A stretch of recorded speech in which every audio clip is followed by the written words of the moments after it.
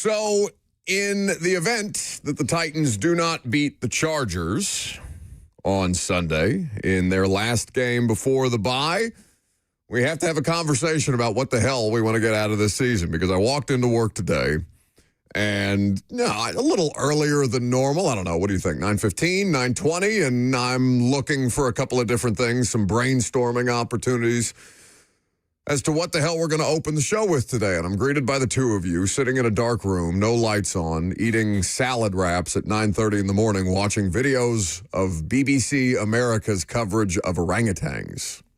I'm glad you noted which BBC it was, because usually those videos are not animal approved. You know, they're talking about like civilizations. As long as you acknowledge that we were watching the animal videos, I think that's appropriate. Now, BBC America, the British Broadcasting Company, America, yes, feels like it juxtaposes. It just doesn't sound right. Well, yeah, it's a marketing thing. Seems kind of gauche. They have the BBC. Little gauche. You don't know what that word means.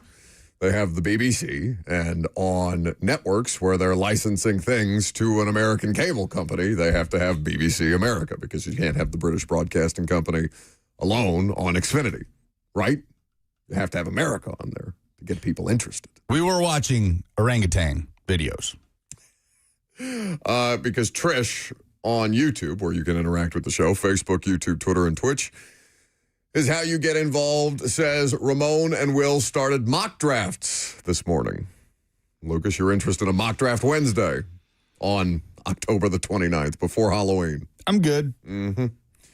And in the inevitability, again, that they continue to lose games, we do have to find something to talk about with this professional football team. Now, there's always the Cam Ward of it, but I don't think that I can stretch, or that the three of us are capable of stretching 15 hours of Cam Ward talk a week when there's only one game being played. Now, I told you yesterday that Cosell's very excited to break down Cam's game against Indianapolis tomorrow when we do the podcast. He sent me a bunch of plays that he thought Cam really performed well, said it was his best performance as an NFL quarterback, said he could do quarterback teach tape off the work that Cam Ward did, but they still lost by double digits. So how much does the audience really care about the incremental growth and development? The larger audience, right? There are people, of course, who should and do care about the progress of Cam Ward.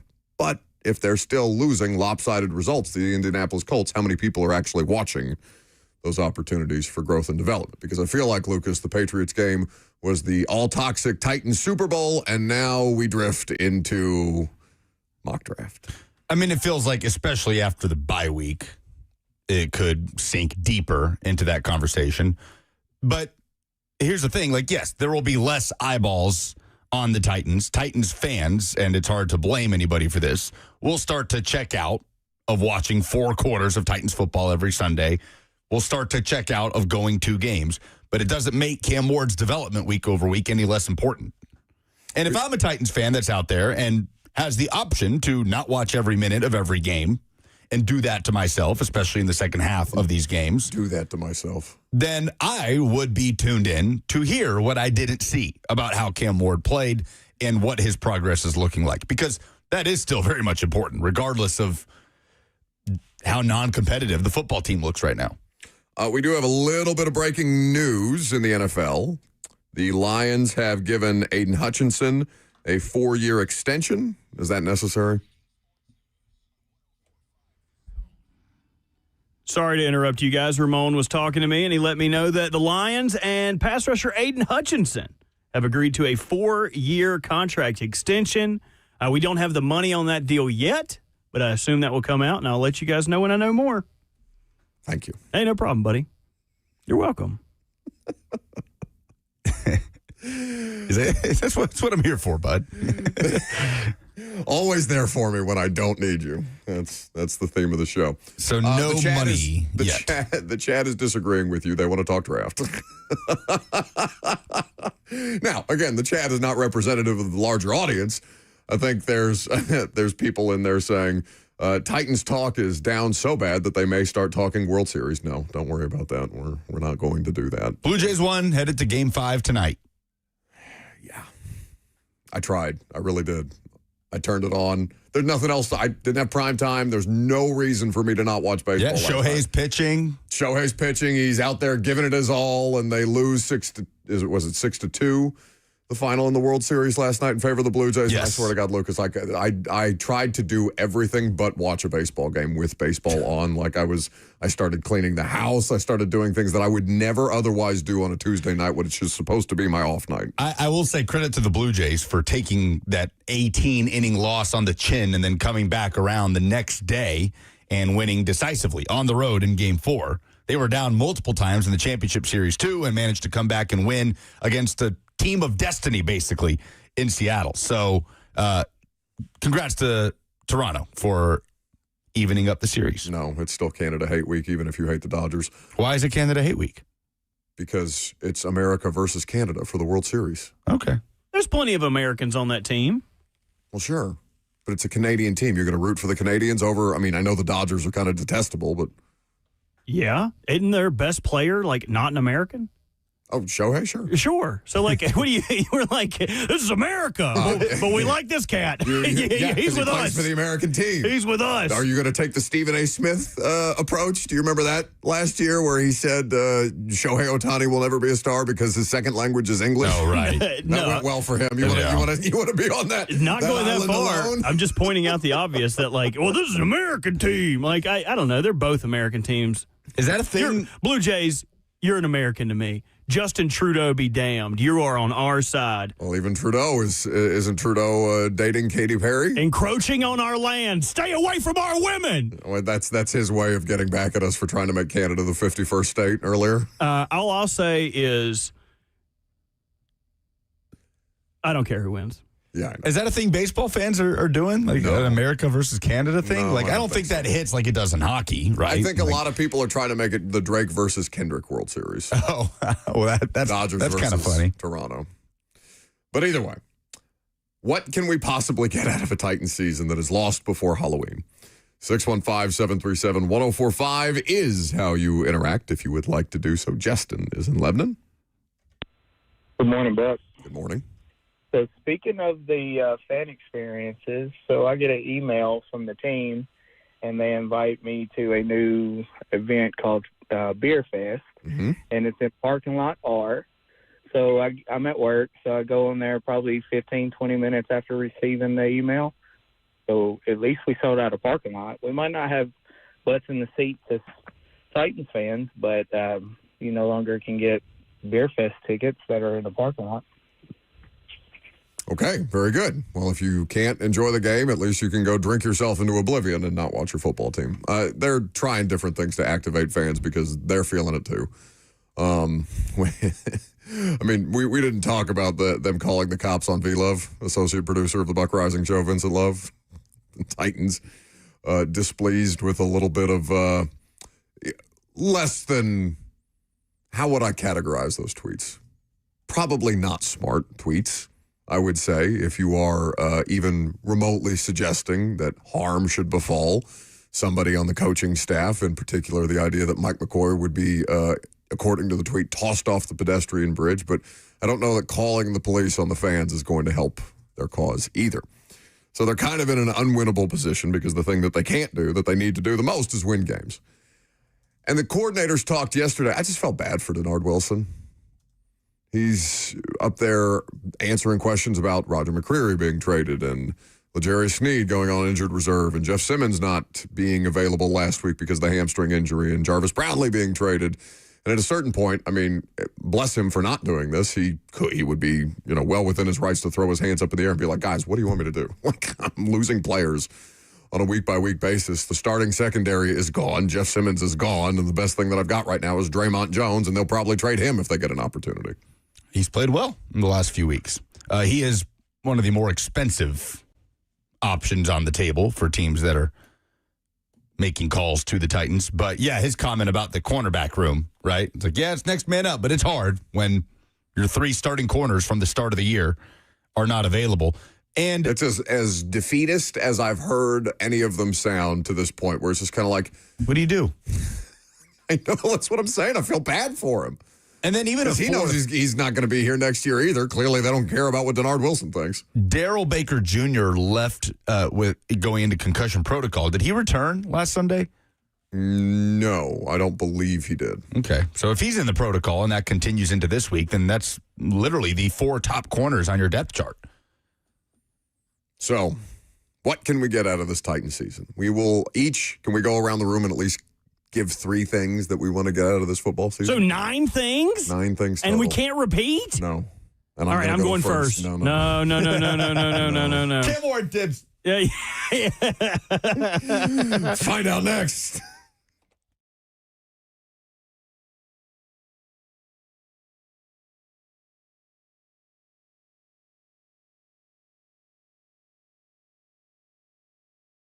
You cannot gain independence from bad football. That is not going anywhere in the near future. But what you can be independent about is your finances, and that's what Trajan Wealth is here to help you accomplish. Because unlike the changing leaves of fall, our money does not grow on trees. That's why you give Trajan Wealth a call to ensure you're making the right financial moves for your future. And that can be a hard thing to wrap your head around. We all live so much in the moment, but so many of us are in a situation where your finances get out of hand, or you're worried about other things, and all of a sudden it seems overwhelming. That's what Trajan Wealth is there to help you with. They will give you strategies for wealth management. They will give you strategies for retirement planning, multiple options as far as tactical investments go, with the opportunity to trust them with your future. That's what they're there to do. They're fiduciaries, which means they'll put your needs first.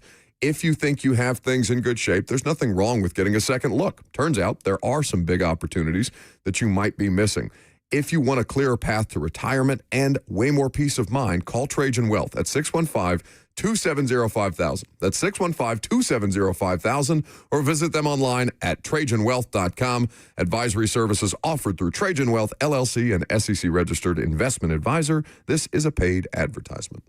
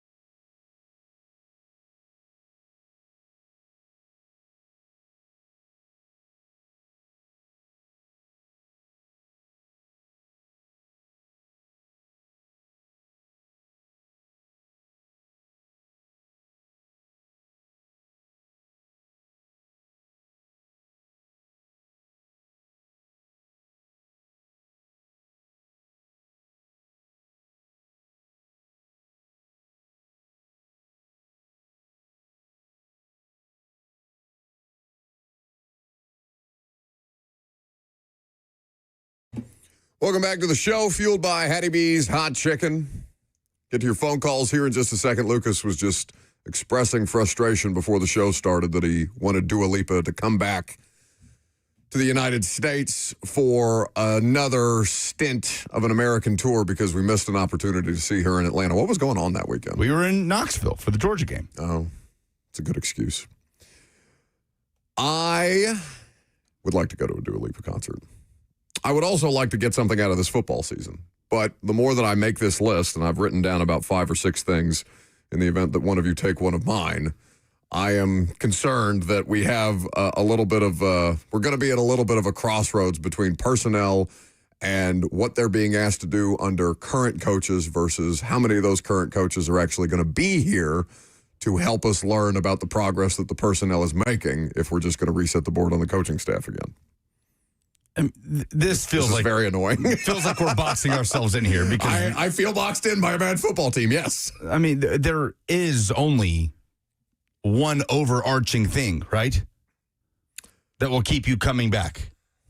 And it's not just one player, but it's the young players on this football team. So, like, we can all go around the room, I guess, and give a spiel on Cam Ward and Chimere Dike and Alec Manor and well, but I think you can make it Sweat. Specific. Are you sure Sweat is going to be here? Sure. I mean, this conversation could change based on the next few days and the trade deadline coming up next week. All right. So before I box us too far in, do we want to talk about this Steve Sarkisian thing before we get into this? Because that's not something that we got to on Friday. I did it on Fox because it happened on Saturday morning, where Diana included in her newsletter, the Scoop City newsletter that she does for The Athletic. It's a bunch of different information that she's hearing at any given point. And it was just one line about Sark and the Titans. Well, not just Sark and the Titans, but Steve Sarkisian and mentioning the Titans.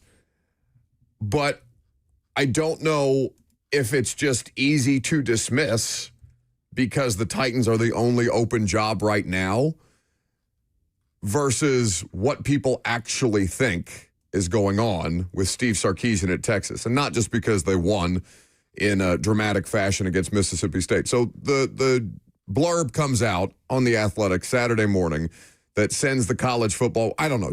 What was your reaction when you saw it? Yeah, she also tweeted it. She said, I'm told that representatives for Texas coach Steve Sarkisian have let NFL decision makers know that he would be interested in potential head coaching openings, including the Titans.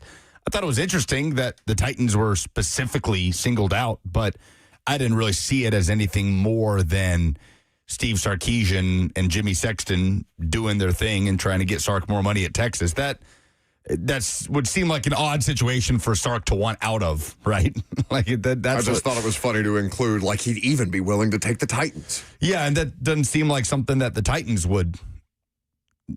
I don't know. That would make a whole ton of sense. If you can make sense of things that they do, you will be the first. Okay, look, I understand where you're coming from, but also, it's just going to be exhausting to just throw our hands up at every turn with every Titans conversation and just say, oh, well, who knows what they're going to do? Like, okay, but let's talk about the job, right? The Titans likely aren't going to go back to a risky play, a coach that's unproven in the NFL, a first-time NFL head coach, a first-time play caller. I know Sark's not a first-time play caller. He's called plays in the NFL.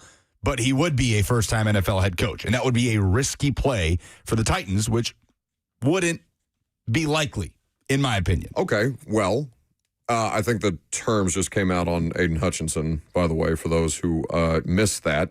The Lions are extending Aiden Hutchinson 4-year, $180 million, $141 million guaranteed for the Detroit Lions star pass rusher. So how does that stack up with the Micah Parsons deal? It's just a hair under an AAV, 45 a year. Parsons got about 48. So, I understand what you're saying about throw our hands up in the air and say, well, nothing they do makes sense, so why try to make sense of it? But Lucas, it's like, why even talk about it? Why have a radio show? Let's just go home. That was an option? Can't wait.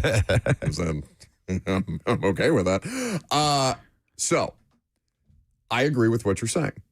But in order for them to get the kind of candidate that you just mentioned, what would have to happen? They would have to make concessions that they were previously not willing to make. So what's going to budge here? What do you mean? they would have to, if they want to hire an experienced, proven commodity of a coach, they would have to give that coach more control. Oh, sure. Yeah, theoretically. That is not something, not theoretically. Like, if you are going to hire Mike McCarthy is not going to come in here to be fifth in command of football things. Sure, but what was Mike McCarthy's last job? Dallas. How much control did he have in Dallas? It's a fair point. Yeah, not a lot. But Dallas is an infinitely better job than this one is. Dallas is a more profitable job than this one is. He was being paid a ton of money. He had a star quarterback. He had Micah Parsons. He had CeeDee Lamb. He had a great many other things that would make the situation more palatable. If you're Mike McCarthy, you are willing to eat some of that because the roster is there. He would be coming into a situation where the roster, the quarterback would already be out of his hands. So he would have to whomever, whatever proven coach this is, Saleh, maybe Saleh's not a good example because he's not proven. An experienced coach who's a proven commodity, that's a very narrow pool of candidates that are available. You would agree? Sure. So if you're already picking from a narrow pool of candidates and you've got way less to offer than that previous candidate's position, because you would agree that this is a worse job than the Dallas Cowboys at the time that Mike McCarthy took it, regardless of Jerry Jones' situation. Oh, sure. Yeah. I mean, Cam Ward is the most attractive thing about this job, and he is not an established quarterback. Obviously, the Titans roster is not close to where the Cowboys roster was when they hired Mike McCarthy to win a Super Bowl. That's it's not a comparable situation to say that Mike McCarthy eating it from Jerry Jones would be the same as eating it from Amy or Brinker or Borgonzi or Nihill or any of the other names that we keep mentioning on this Ferris wheel situation. That's also assuming that the Titans are going into this search wanting the same qualities, the same profile of head coach that they went into when they hired Callahan. We don't know what Mike McCarthy's relationship is with Chad Brinker. They obviously overlapped for a long time in Green Bay. I wouldn't make so much of that. It's a thing, but I wouldn't make so much of that. These are all factors. What I imagine will happen is the Titans are going to look for a coach that is a lot more experienced than Brian Callahan was, and that the pitch will be kind of back into the vein of collaboration more so than just a coach that fits into this box and we'll hand him the team and he'll do what he does with it. What I know they don't want is a coach-centric organization.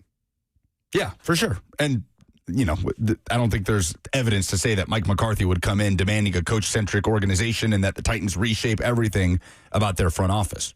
You are correct, but I think it's completely reasonable to assume that somebody who just had the kind of situation that Mike McCarthy did in Dallas would want a greater stake in things if he was going to take another one of these jobs. Now, we don't have to just make it about Mike McCarthy.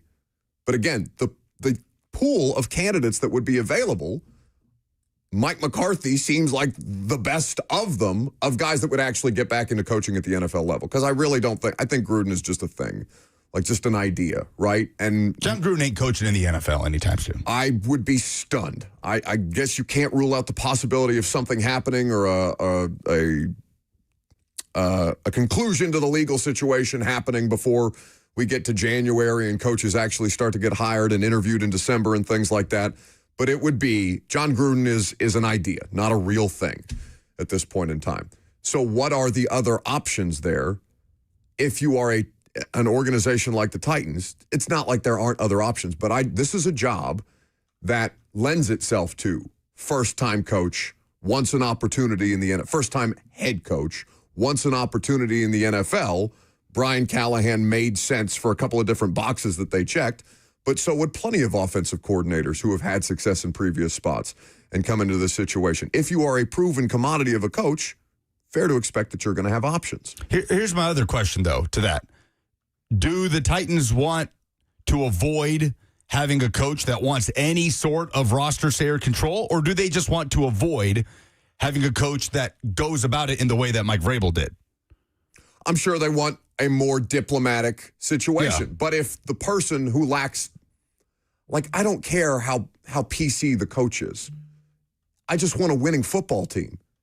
If I'm anybody in that organization, and I'm not saying that you make a monster out of the next coach or whatever, but I don't think I think they made that sound far more untenable than it actually was. Sure. But I don't think that just because the Titans were put off by the Vrabel thing and the way that his demand for control increased as rapidly as it did towards the end, I don't think that means that just from here on out, the Titans only want a head coach that will come in here and be a good little boy and do what he's told, right? I think that's a preference. Brian Callahan, I don't know what those conversations looked like between he and Chad Brinker and Mike Borgonzi in the draft process, how much they heard Brian Callahan and qualities that he liked out of a quarterback and all these things. But those conversations do happen, right? Like the coach doesn't come in here and you put him in that room. Okay, you go over there. We're going to talk over here, and we're going to come over here and tell you this is what you're going to do. Okay, but think about the situation that the coach was walking into. The list of demands of what she wanted were already there, including Will Levis. So you're already having a situation where the owner, whomever, whether it was her own decision or people suggesting to her that, hey, we think we have a promising young quarterback, let's build around it. Okay, well, that coach is going to have to come in here and work with this promising young quarterback that I mentioned in my statement, because that's what I just said I'm looking for, so that's what we're going to do.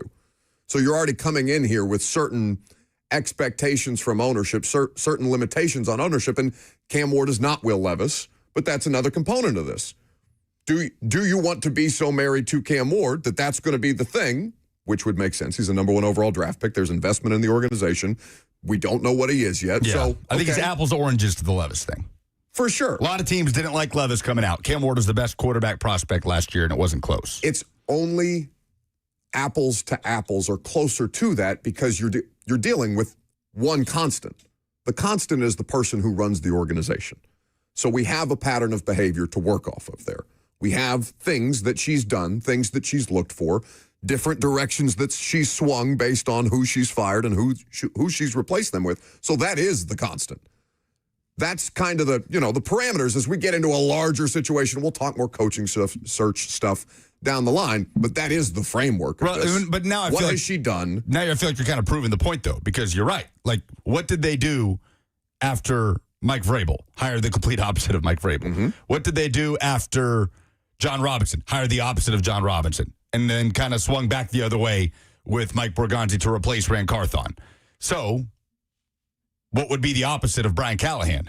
An experienced coach that's going to come in here with experience and, probably want to have a little more of a say. And why is that something that Chad Brinker and Mike Borgonzi would be so off-put by? No, I'm not saying that they would be off-put by it. I'm just saying that they have a vision of what this is, and that's not a coach-centric thing. So It doesn't have to be coach-centric. It has to be more diplomatic for sure. But that's, again, you are narrowing down the amount of people that fit that. That's a very, very, Lucas, it's proving my point exactly. It's a very, very specific mold. And there's not that many perfect fits there before we get into square peg, round hole stuff again. Yes, what I am not doing is eliminating Mike McCarthy because he is an experienced coach with a good resume and the Titans were put off by the Vrabel thing. I feel like that's what you are leaning towards, is putting him out of the picture because of those things. I think it makes it a lot less likely than people. I think people are going to make it turnkey, and I don't think it's turnkey at all. Oh, that sure. doesn't mean it's none of this is turnkey. None of it. I mean, we don't know how many jobs are going to be open. They do tend to make it more difficult, though, which is why it's worth the discussion. Because the thing to do would have been to reset the board when you fired Rand. Well, anyway, all of this started because of the Sark thing, and that would be the biggest surprise if the Titans went with a move like that. A coach who has never coached in the NFL, who has never called plays, and who has never been a head coach in the NFL. See, I'm buying us time so we can narrow down our list because 9 things to look for in this season is going to be a stretch. So we'll go to Josh in Nashville next. Hey, guys. How are you? Great. Cool. So it's interesting you're talking about coach-centric. So, Buck, I'm trying to figure out what does it look like to not be coach-centric? In a nutshell, how would you describe that? So if you are basically a coach-run organization where the coach also has influence over personnel, where football is basically the coach's division, roster acquisition is a separate division, and then business is a third division, which is not the way that things have started to shift after they moved on from Mike Vrabel. They didn't want Mike Vrabel to have more control over the organization than he already had, so they started to shift things around and break things up, and now you have this huge, delegatory is not a word, right, but a process built on delegation and different pieces and parts where it's, I'm blanking on Ziegler and McKenzie and Borgonzi and Brinker and all these different things, right? That's a much more multifaceted personnel situation than they've ever had before. So they've split these things up to try and keep it from being just one thing driving the organization forward, even though there is some sense to football and the people that know the football the most driving the situation forward, even if you don't want to let the coach be the person that does that. There's logic to what they're trying to do. It's just that they haven't gone about it in a way that's been successful. Well, they went about the Vrabel-Rand partnership looking for collaboration. And I know people are tired of hearing that word, but the reality is that word matters in NFL buildings and front offices. But that's something they said, Lucas, but they didn't actually mean it, because if they wanted collaboration, they would have hired somebody that was more in line with what the coach was looking for. Well, that's what I'm saying. Like, I believe that's what they wanted. The process, they went about the process in the wrong way, because it was a marriage that it was just never, ever going to work. There was no scenario where the Vrabel-Carthon partnership was ever going to work. They were too different. They just weren't going to be aligned. We know Vrabel didn't want him there in the first place. All of these things. Not even that. No, that's not what the reporting was. The reporting was, it's like, I'm fine with Rand Carthon being here in an assistant general manager role. Okay, the so advice we know that was given. Right, so we know Vrabel didn't want him in that role in the first place. Like in the general manager role. Yes, he wanted Ryan Cowden. Yes. And the whole reason they didn't hire Ryan Cowden, and we'll see what happens in New England now. New England made a bunch of trades yesterday. They're selling Elliott Wolf's draft picks off for parts. And at some point, it will be Ryan Cowden and Mike Vrabel responsible for a roster in New England, a roster that is exceeding expectations because the quarterback, I mean, is Drake May the best quarterback to come out of that class? So far, I know we're only 2 years in, but still.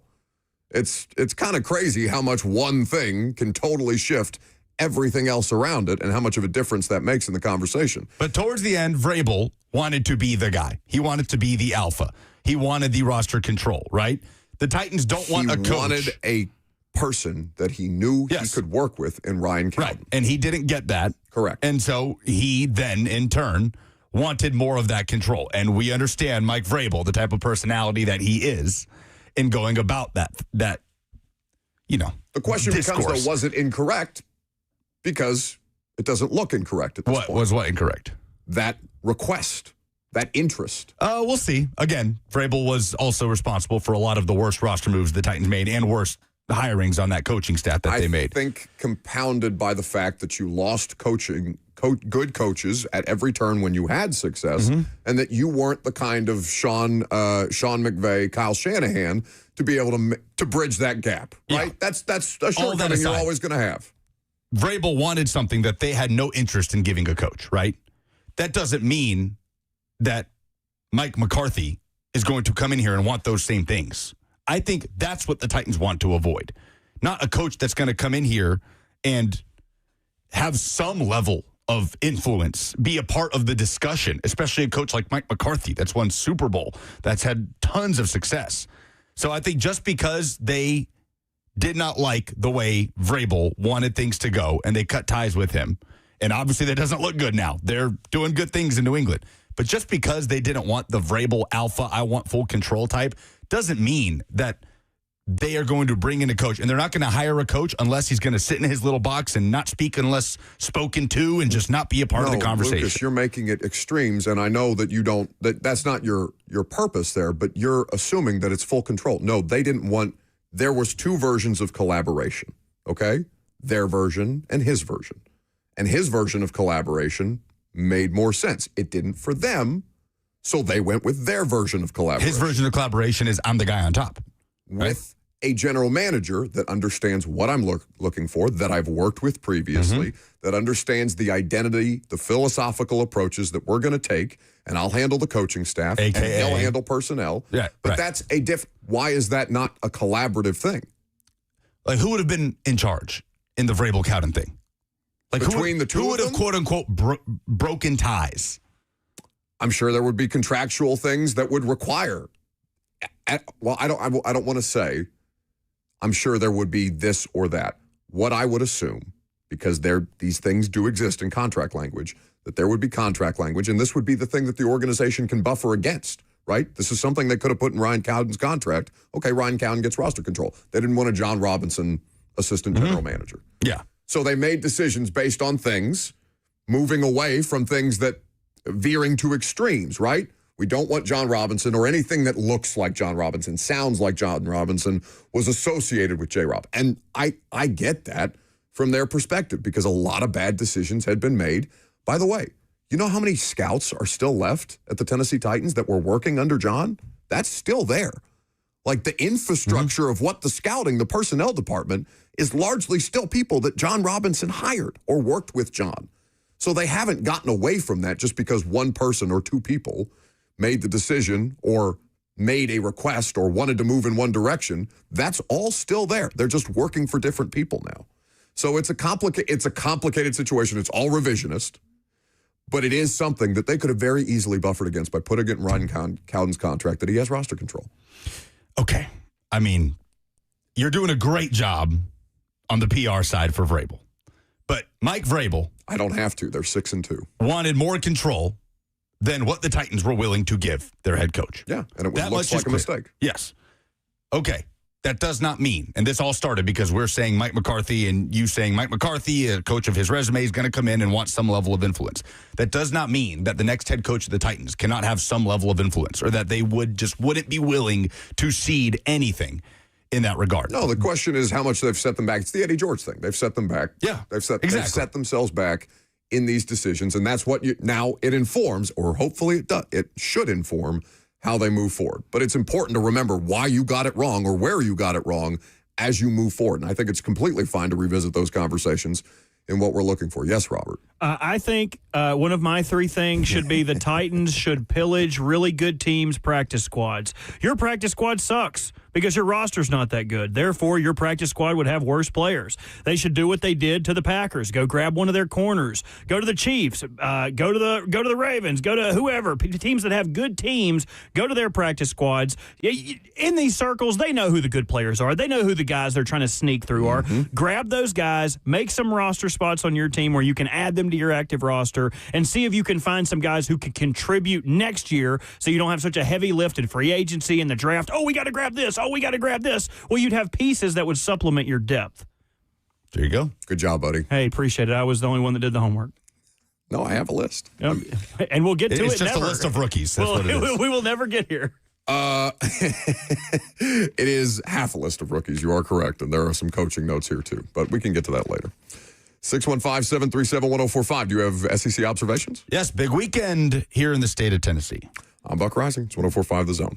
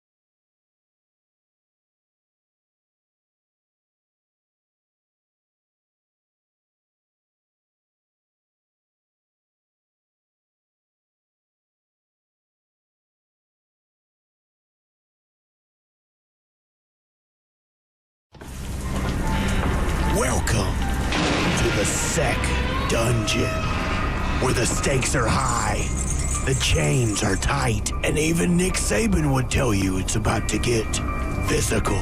You got to know when to kick them in the ass, you got to know when to pat them on the ass, and you got to know when not to say anything. So come on down, where the big boys play, in the Sec Dungeon. Very spooky. Almost as spooky as the thought of Texas A&M, Alabama, Georgia, Ole Miss all winning out, potentially boxing out a 2-loss Tennessee or a 2-loss Vanderbilt. Or what about Texas? If the Longhorns win out and finish 10-2, and then you've got a 2-loss Texas and a 2-loss Texas A&M, both would potentially have better resumes than a 2-loss Tennessee or a 2-loss Vanderbilt. Very, very spooky.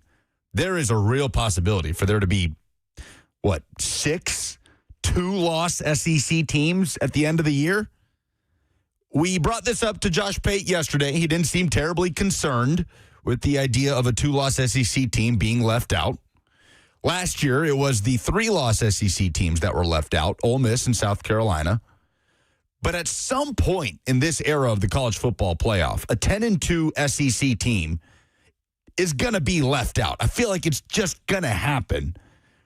I'd be hard-pressed to think that there's going to be 5 SEC teams in the field when you got to have the Big 12 champ or the Big 12 champion, the ACC champion. There's going to be at least a couple of Big Ten champions in the, teams in there, and then you got Notre Dame that looks like it's setting up pretty well to run the table. Maybe a conversation for another day. We'll see how the College Football Playoff Committee feels next week when the first CFP ranking comes out. May not matter for Tennessee if they can't take care of business on Saturday against Oklahoma. I think that the conversation around the SEC and how much fun and how much chaos is in the SEC this year is not being represented everywhere else in the college football country. Like I listen to a fair amount of Le Batard because I enjoy it. It's a fun show. I think that they do a lot of really good things there. And obviously they talk a lot about the ACC because the Miami Hurricanes and all those different things. Dan Le Batard obviously based in South Florida, so a lot of Miami dialogue there. I was listening to their show on Monday, and they were talking about the idea of the SEC is just the ACC with better PR.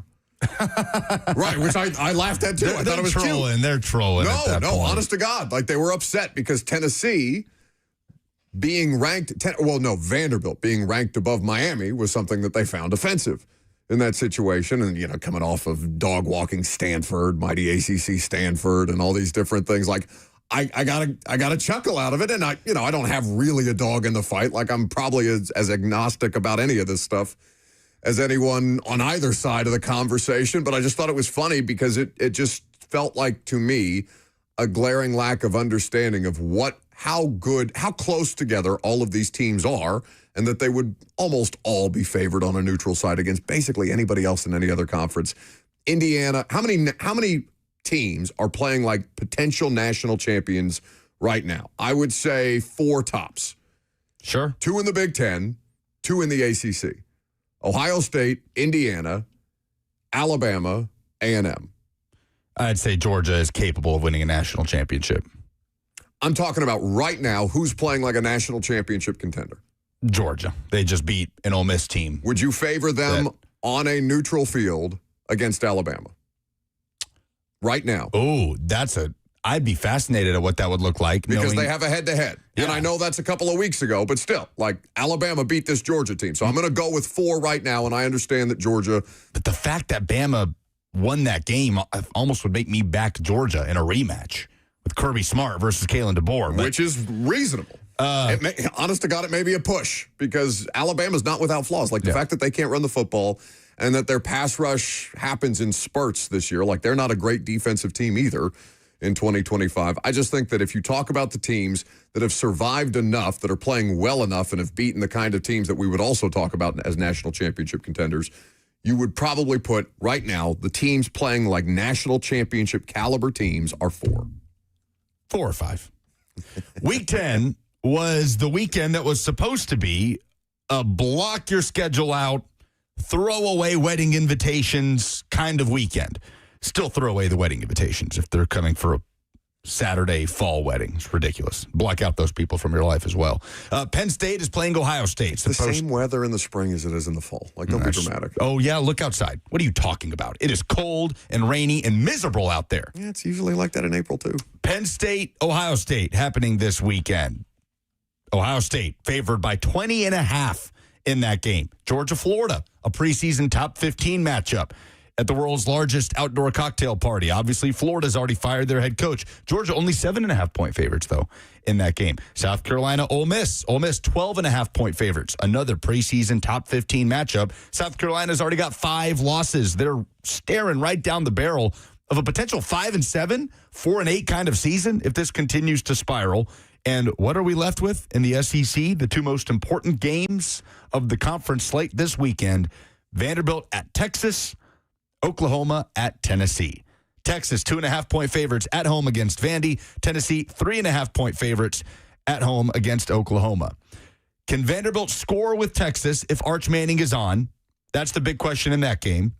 And for Tennessee, can Joey Aguilar outplay John Mateer enough to make up for the struggles on defense? This is a stoppable force meeting a movable object with this Oklahoma offense meeting a Tennessee defense that has yet to hold an SEC opponent under 31 points this season, yet Oklahoma has yet to score more than 27 points in a conference game since joining the SEC last year.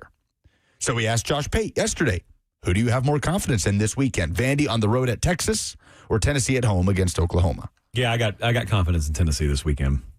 I was all over Mateer. And by the way, look, man, people are trying to dunk on me for taking Mateer for my Heisman pick. Like he wasn't number 1 on the Heisman odds before he had his literal throwing thumb surgeried on during the season. I will allow dunking on me when it's fair. That's not even fair. So, yeah, he's not right. They're not right. You can, one of the big secrets that was exposed last week is you can really throw the ball on their secondary. Like their front's really good, secondary a little suspect. So I have confidence that Josh Heupel in Tennessee will take care of business. Vandy, every game's going to be a coin flip. So Vandy, every game, I love how they can pull it out into the deep end. They can make it ugly. I have no doubt they'll do that again this weekend. Can you imagine telling a Texas fan how uncomfortable a Vandy visit to Austin is going to make you? And it's not like I'm looking at Vandy this year, and it's not the Indiana thing like you were talking about. It's not that they're tossing teams into a wood chipper. Like UCLA got body bagged in the first quarter last week. That is not what Vandy's doing. Vandy's requiring 4 quarters.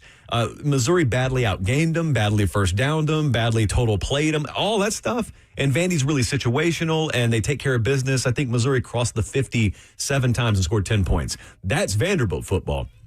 So that's going to come into Austin, and it just so happens it's coming in there in a year where you can't really score unless your back's against the wall in Starkville, Mississippi, and even then you need a punt return in front of Brandon Walker to make it happen. So, buddy, I don't know. I'm leaning more Tennessee.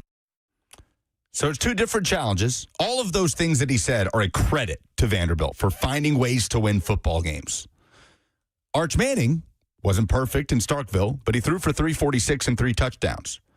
In concussion protocol, we'll see what his status looks like for this weekend. But if Texas's offense is really progressing, and last week was kind of a hinge point for them to pick up momentum in the back half of the season, and we see more of Arch, then as that matches up with what we expected, which to me is more likely than him continuing to look like the Arch that we saw at Florida and at Ohio State.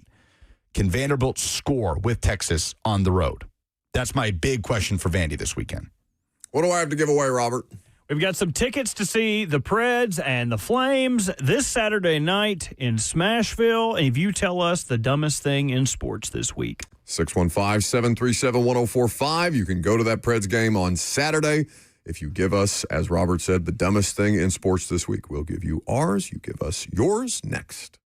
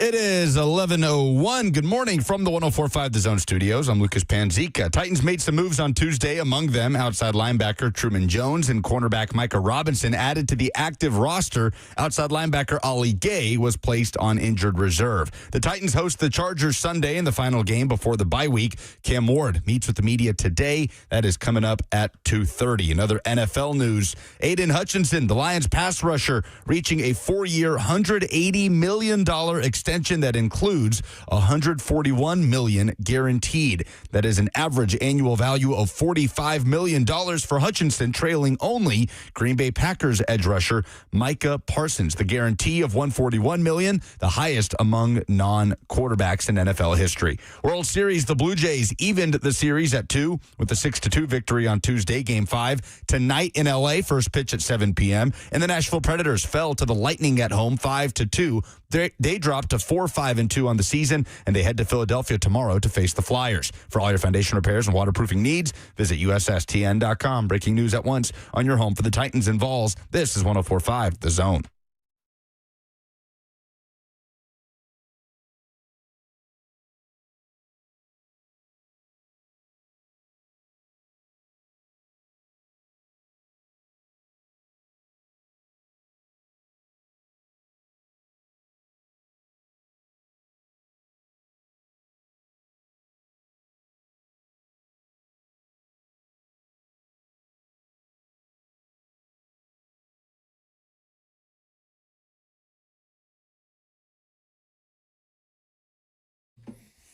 (615-737-1045). If you give us the dumbest thing in sports, we'll give you some Preds tickets. Preds game Saturday. They're playing the Flames. They win last night? Preds? Yeah. Don't look back here at me, dude. Why did you look at him? Because literally 20 seconds ago, I just read the score that the Preds lost 5-2 to the Lightning. Oh, okay. Very good. Yeah, I heard that. I was listening. The fact that neither of us realized that he did it, and he looked back at you as if you were there. Said it. I'm sorry. The Preds are not good. What happened? Thought they had a good start. Yeah, it's not good. Dang, this early is just they suck. Can't relate to that at all. Feels that way. We didn't even get to use it. It's so awful. It's between, thank God for college football and Nashville SC, because both of these damn professional teams, it's over before it begins. How is that possible? They were both good. It's not that long ago. The Preds and the Titans were good. What happened? Playoff game against Inter Miami Saturday night. God. Is there some kind of curse we don't know about? Like, I feel like sports curses, people can always be like, oh, yeah, that's what did it. That was the curse. No, is there a curse we haven't? Are these two buildings built on, like, Indian burial grounds or something? No, because they would have sucked indefinitely. So it has to be something else. Somebody else turns out the people that run them now are really bad at this. Or she made a deal with the devil, or they've been, you don't know. Made a deal with the devil for the new stadium. You don't know what the curse is. I feel like that's what we need to do in here is bring in curse breakers. Find what the curse is. Slump busters. I'm cool with that. City of Nashville is filled with them. Oh, I thought you said smut buster. No, slump busters. Oh, there you go. What is that? When you're in a slump, you need something that you may sink to something below your normal standards to get out of your slump. I like the way that guy in Major League did it with all the incense, and he had like the snake in his locker. That's what I think the Titans need to do. Maybe B.J. Callahan could just coach all three. That'd be great. No.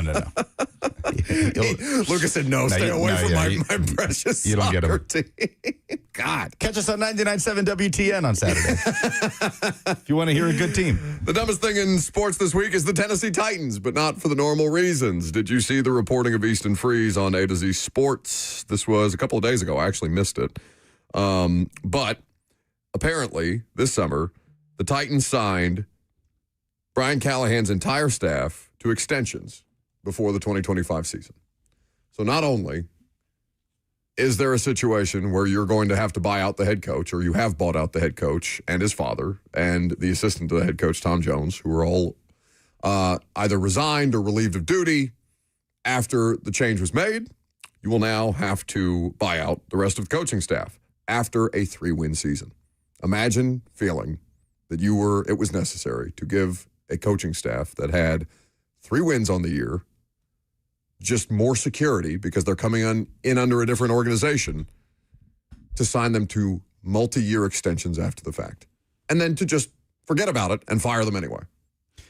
I have a couple follow-ups. Yep. Number one, how can you speak to how routine or not routine this is across the NFL? It is fairly routine to sign coaches, to give coaches some level of security in the idea of, hey, we fired the GM that you got hired under. Here's a new GM that's coming in here. You're going to answer to him, but just so everybody's on the same page, like this is their version of on the same page, it is common to do. Yeah, and that is a level of security that can also make the job more attractive, right? The Titans' job already is a mountain to climb. So when you're trying to hire new coaches, how appealing is it to go to a place that looks like it's going to leave you stranded on an island, and if it's not good enough after a year, you don't even have a contract for a couple of years to cushion and fall back on if you get fired. Yeah, but it's not common to fire the head coach anyway. Like to do the thing that's going to give them security and then to fire the head coach anyway, which is why they were sent scrambling when Brian Callahan got fired. So they shouldn't have fired Brian Callahan? No, not saying that. So what are you saying? I'm saying that it was dumb to fire him in season, given the circumstance. You came on here like 4 games in and said he needed to be fired in season. I'm very confused. I did not know at the time that they gave him extensions. But you acknowledge why it makes sense to give extensions. For sure. Okay.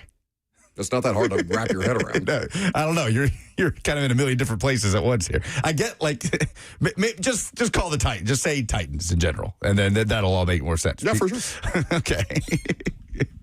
My dumbest thing in sports is Hannah Stevens, who is you said Hannah Storm for a second. I was like, don't you dare.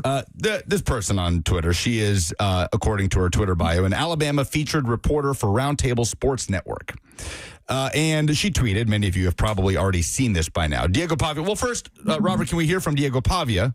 I sent it into the Twitter group. My apologies if I did not give you the heads up. It is Pavia being asked after the win over Missouri as he is standing at the podium with a chain around his neck and a 2-turnt hat on his head about his chances to win the Heisman Trophy and if he believes that he should be a lead contender to win the Heisman Trophy. And we don't need to hear the audio. Basically, he said, hell yeah. Hell yeah, I believe that I should be one of the contenders to win the Heisman.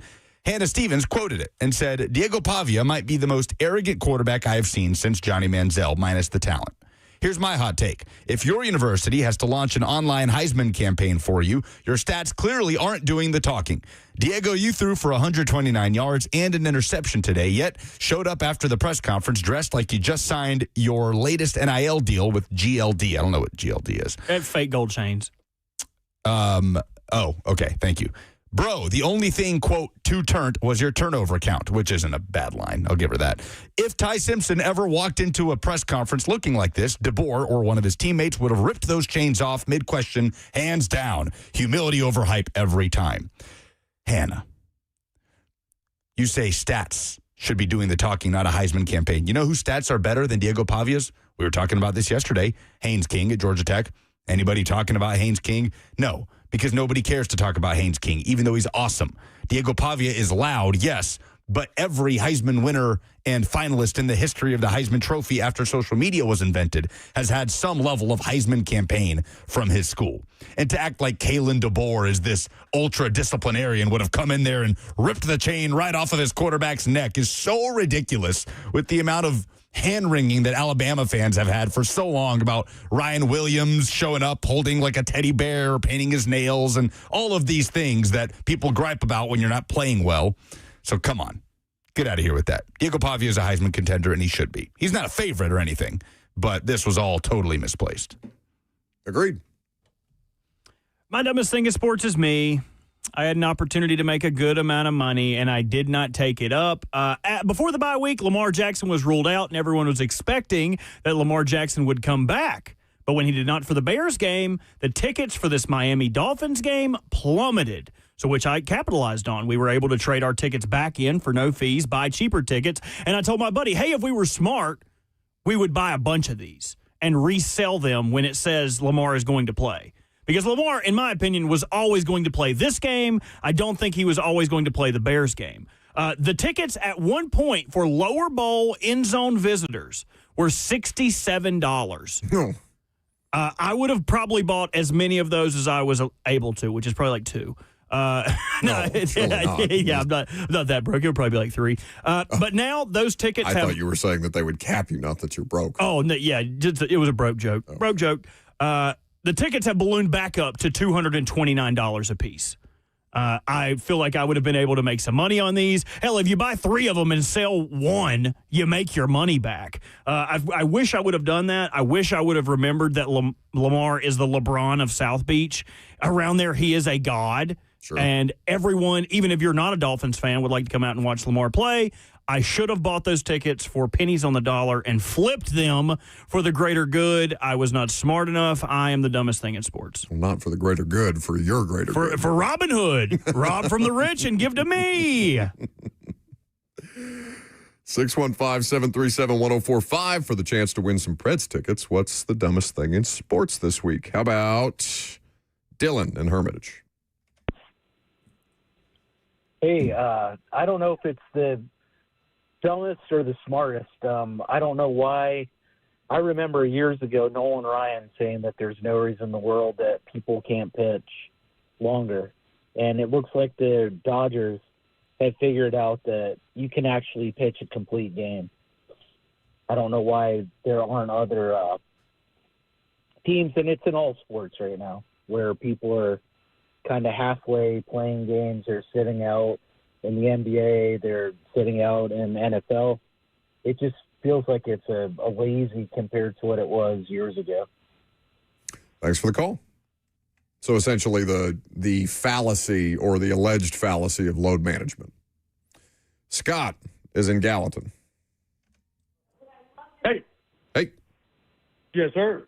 I have to say the dumbest thing in sports was Kentucky fumbling the ball 3 times on one play. This was insane. It's such a great, it's such a ridiculous play. Scott, are you a Kentucky fan? Oh, no, absolutely not. Okay, we love that for you. Somebody already put the Benny Hill theme over it, too. It's fantastic. So what's the down and distance in this situation where Kentucky coughs up the football, and then just it's a ridiculous situation where it pops out like 2 more times, and people are just diving all over the place to try and recover it. Ultimately, Tennessee recovers. I want to say it was a 3rd down. Or maybe it was a 2nd down, but they handed it off. We're kind of trying to push the pile. They weren't going to get the first, and then it gets ripped out, and it's kind of being kicked around. A Kentucky player picks it up, fumbles it again. It gets kicked behind the line of scrimmage, and then it was the last Kentucky player that tried to scoop it up on the run, and it just finally ends up like in the red zone and Tennessee falling on it. It was hilarious. Remember to stay on hold for the opportunity to win those tickets, by the way. Doug is next. Hey, guys. I know you're not big on baseball, but Monday night, Toronto pitched to Ohtani with a 1-run lead in the 7th inning. And, of course, he had a tying home run. And since then, they've decided not to pitch to him. So, learn their lesson, but it was a tough lesson. He's, again, you don't have to be a baseball fan to appreciate Shohei Ohtani. He's just a monster out there, and for him to pitch. And like it was pointed out on the broadcast, I swear to God, I tried to watch this baseball game, but it was pointed out on the broadcast that he's not just out there trying to throw heat every time. Like he's actually trying to and succeeding. I mean, they didn't win last night, but he was trying to continue to layer his pitches, the kind of pitches he was showing and things like that, trying to go through the actual art form that is pitching in that moment. So it was really cool to watch, even if it wasn't a successful outing for the Dodgers. All right, so the Dodgers, or rather the Blue Jays, pitching to Shohei Ohtani in that spot. Load management, given the Dodgers' current circumstance, or the Kentucky fumble. I think it's the Kentucky fumble. I think Scott wins. Yeah, it's really good. All right, well done by Scott. Enjoy the Preds game on Saturday night. Robert will be in touch, and we will talk about NFL teams that we trust in the second half of the season. I'm Buck Rising. It's 104.5 The Zone.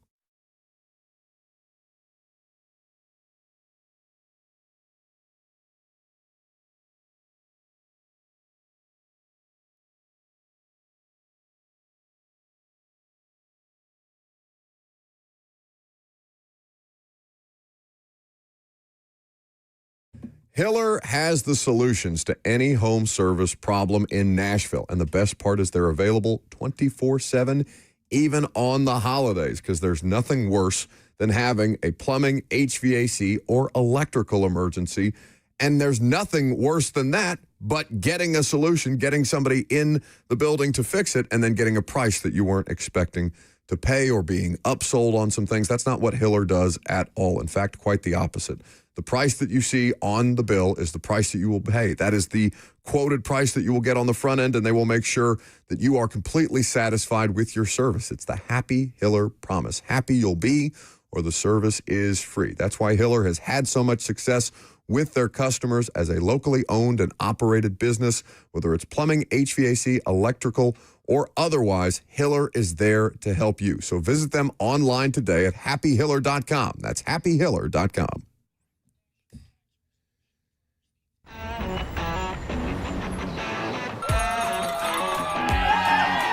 Smashville hockey. Around here, it can sound like a language of its own. But hey, if you can pronounce Demumbrian, then names like Yossi, Shea, Marchessault will roll right off the tongue. Nashville Predators, only in Smashville.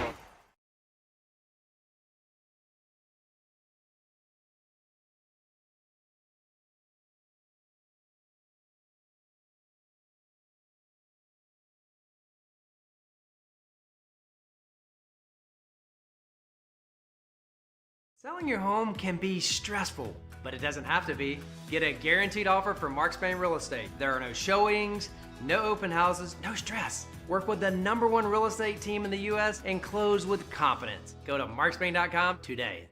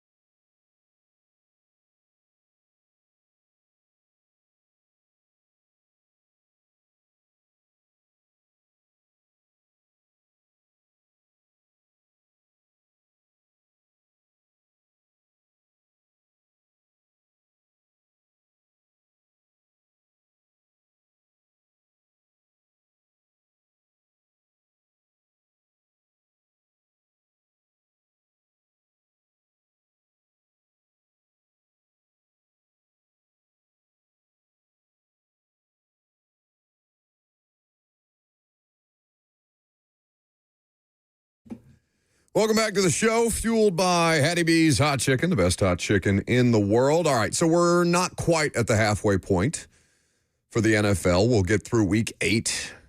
Titans will go on, week 9, Titans will go on a bye. And then when we get through the trade deadline, obviously we'll have a better picture of who is pushing for the postseason, whose moves have panned out, and who has fallen a little bit short. What team do we trust the most? AFC, NFC, anywhere in the NFL through the first 8 weeks of the regular season. We've had some teams have buys. We've had some teams make trades already, sell pieces and parts already. We've had teams like the Rams acquire pieces from teams like the Titans. It feels like Kansas City is the obvious answer to say that's the team that I trust the most. Philadelphia's fine. They're managing their situation. They're still having success. They're still winning their division. Kansas City, ironically enough, is not winning their division currently at the halfway point because the Broncos, Bo Nix, is that as good as Bo Nix has looked all season in week 8?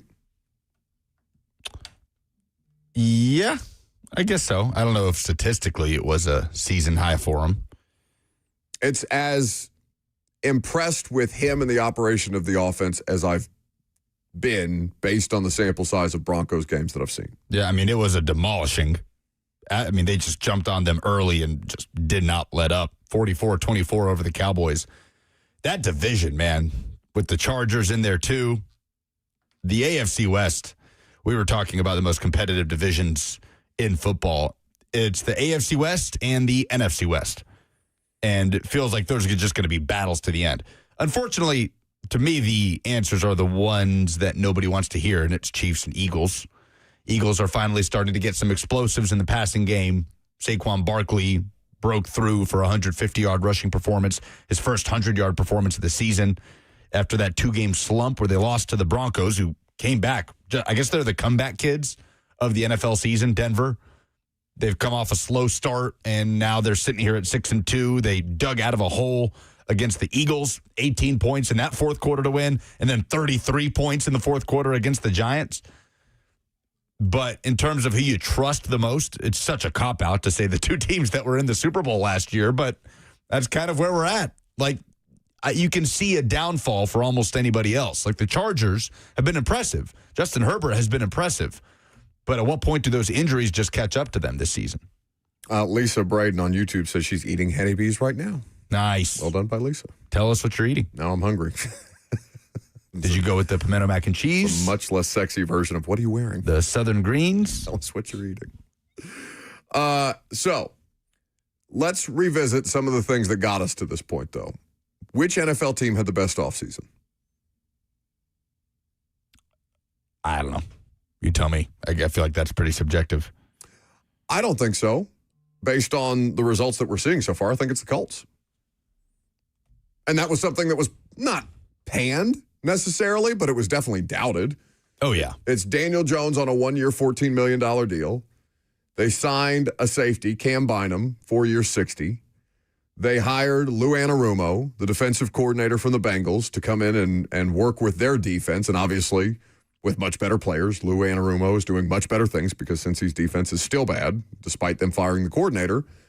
And they drafted Tyler Warren in the first round.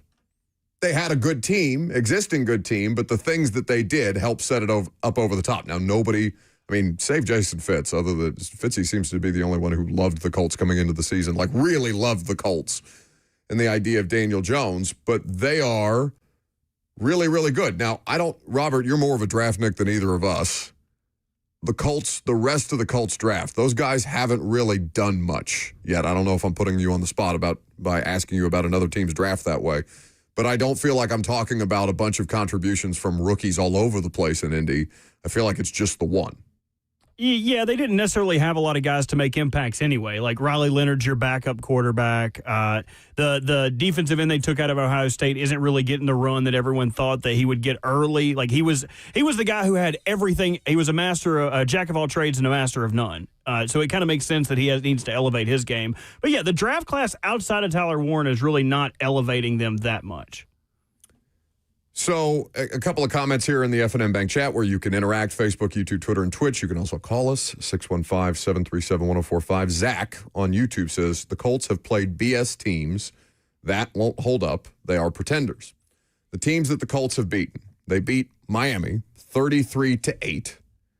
They beat Denver on a field goal that, you know, they could have lost that game. They probably should have lost that game. But Denver's a good team, and they beat them. So they beat the Broncos. And you could also say they probably should have beat the Rams.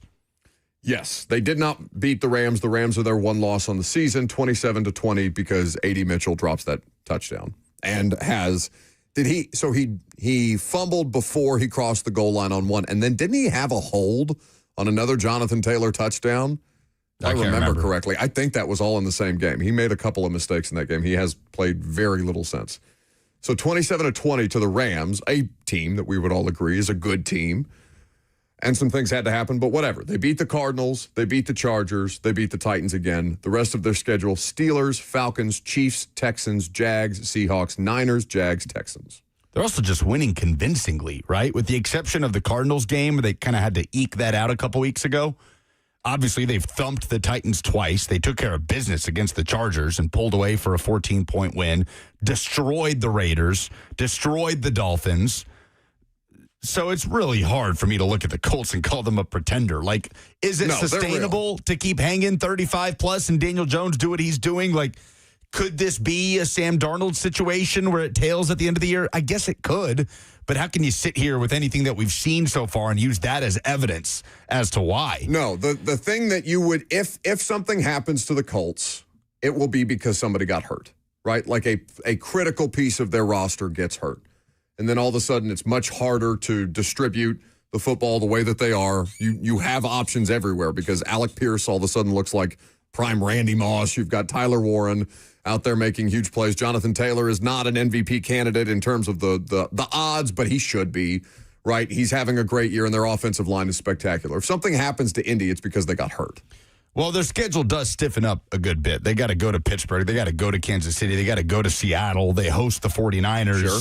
And then play everybody else in the AFC South other than the Titans. But the thing that they've done on the front end, Lucas, is that they've beaten up on the first part of their schedule so that they can buy themselves a little bit of grace. Yeah, they have a bunch of separation at the top of the division. The Colts and the Eagles have the most separation. Colts 7-1 in the AFC South. Jags are 4-3 is the second place team.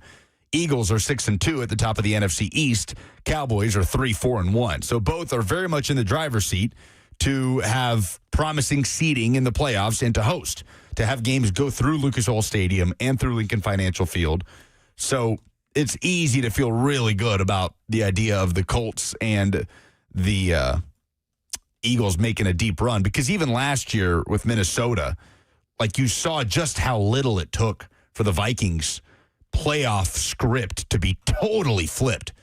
To go, who did the Lions beat? Well, the Lions got the 1 seed. So you go from, in that division, because I'm using the Sam Darnold Vikings as kind of a comparison here to the Daniel Jones Colts. You go from winning that game in Detroit to taking the 1 seed, having a playoff bye, and hosting the divisional round against, I guess it would have been the Commanders, who, to be fair, the Lions lost to having to play in the wild card round on the road at the Rams against Matt Stafford and that defense. The Colts don't seem like they're at risk of anything like that at this point. They are in the driver's seat, not just for the division, but for the 1 seed in the AFC. And just a quick note, I know you weren't poo-pooing him, but we do need to put some respect on Alec Pierce league-wide. A stat on him. He has led the league in yards per reception the last 2 years in the NFL. He is probably one of the most efficient deep threats in the entire league. Oh, yeah, no, I'm not. I didn't mean. And I weren't saying you were saying that. I just think a lot of people generally think, like, oh, Michael Pittman, they drafted another second round in A.D. Mitchell, Josh Downs. Like, I feel like he's the forgotten guy there, but he's probably, outside of Pittman, the most efficient guy, or Warren, the most efficient guy to throw the ball to. I feel like that's what Downs was supposed to be for them. Yeah, and Downs is kind of like a get-open little but that's what he was at UNC, too, though, is like a guy who could get open, give you a good deep threat, but he's kind of been relegated to the slot because of how efficient Alec Pierce is. Yeah, they would be negligent if they took Alec Pierce out of that situation. That's what I'm saying. Like, he's a big play machine. I'm not trying to, and I know, Robert, that's not what you're saying, but I'm not trying to, like, denigrate him by saying they're making him look like peak Randy Moss. And obviously peak Randy Moss is a completely different beast, but you know what I'm saying. Like, he's just making explosive plays all over the place. He will be a free agent after this year if the Titans would like to throw some money. He's going to play himself into some money. Dixie says it's because he's sneaky athletic, lunch pail guy. Oh, is he white? Yes. Oh, I didn't know that. Have you ever seen Alec Pierce? Look him up right now. You just covered a game with Look him Alec up. Pierce. I want you to look at this guy. Have you seen? You've been in the press box in Indy. I mean, yeah, it's high up there, but like, well, you cover this division. What do you do? You don't even know what he looks like. Oh, you can see his arms. He kind of looks like a hammerhead shark. Very white. Caucastic. Buck discovering who Alec Pierce white is today. is he? I don't know. What are we talking about? I thought you covered this stuff.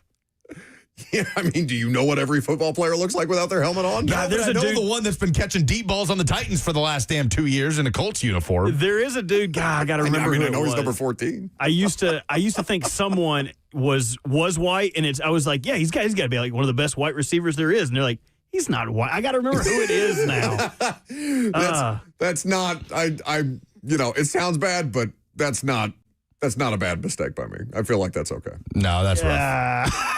That guy's like the Stay Puft Marshmallow Man. Not knowing son. who Alec Pierce he could not be more white. That's funny. All right. Team that has exceeded expectations through the first 8 weeks of the season. Most exceeded expectations. So who were teams that had low expectations or even like middling expectations coming in? Because I think you could argue Indy. Yeah, Indy, definitely. I mean, you just didn't know what to expect. So Indy is in that category. Who else belongs in that category? There was optimism around, all right, Tennessee takes a step forward. Obviously, that hasn't happened. There was optimism around Vegas. That obviously hasn't happened. The Giants, I don't think anybody was looking at. It's got to be the Patriots. It's the Patriots. Are you talking about exceeding expectations? Exceeding expectations. And I think it's worth saying they have the second easiest strength of schedule in the NFL. Like, they get to play the Jets twice a year, get to play the Dolphins twice a year. And this is preseason expectations as well. I haven't looked at the updated strength of schedule for them, but they are playing a pretty pedestrian schedule as far as going up against the for lack of a better term in my noggin right now, the Titans of the NFL. You had to say Patriots. I couldn't because he was just going to complain about Vrabel again. Honestly, is it too much to say? I know they're sitting at 4-3 right now, but the Steelers are also I was about to say exceeding my expectations. Those three deserve at least a part of the conversation. Colts, Pats, Steelers, because I think we were all pretty dismissive of the Aaron Rodgers thing. I was most dismissive of it. I was not that dismissive about it. I was very dismissive. I did not think. I thought you wanted to see that old man twice a year. I do. I still want to see that old man twice a year. It will be late in the season, too, when it gets cold. They haven't played a single game against the Steelers. No, they have not. They don't play the Steelers until December, I believe, and they play 2 games towards the end of the year. I kind of hate that. I hate the way divisional schedules are shaken up because, like, the Titans haven't played the Jaguars once, but yet they've played the Colts twice. Like, that's just aggravating to me. Like, it should be see all 3 of them, do some games, see the other 3 of them. I don't need to see back-to-back divisional games before we've even played our other divisional opponents. Yeah, the 2 Giants-Eagles games are already done. Yeah, right? that's so dumb. Like, anyway. I didn't expect the Steelers to be leading the division at the midway point of the season. Well, now they're not favored. The Ravens are back being favored to win the AFC North. At 2-5. Really? Wow. Well, Ravens also, Robert knows this, have had the toughest strength of schedule in the NFL. But now it is the second easiest. Yeah.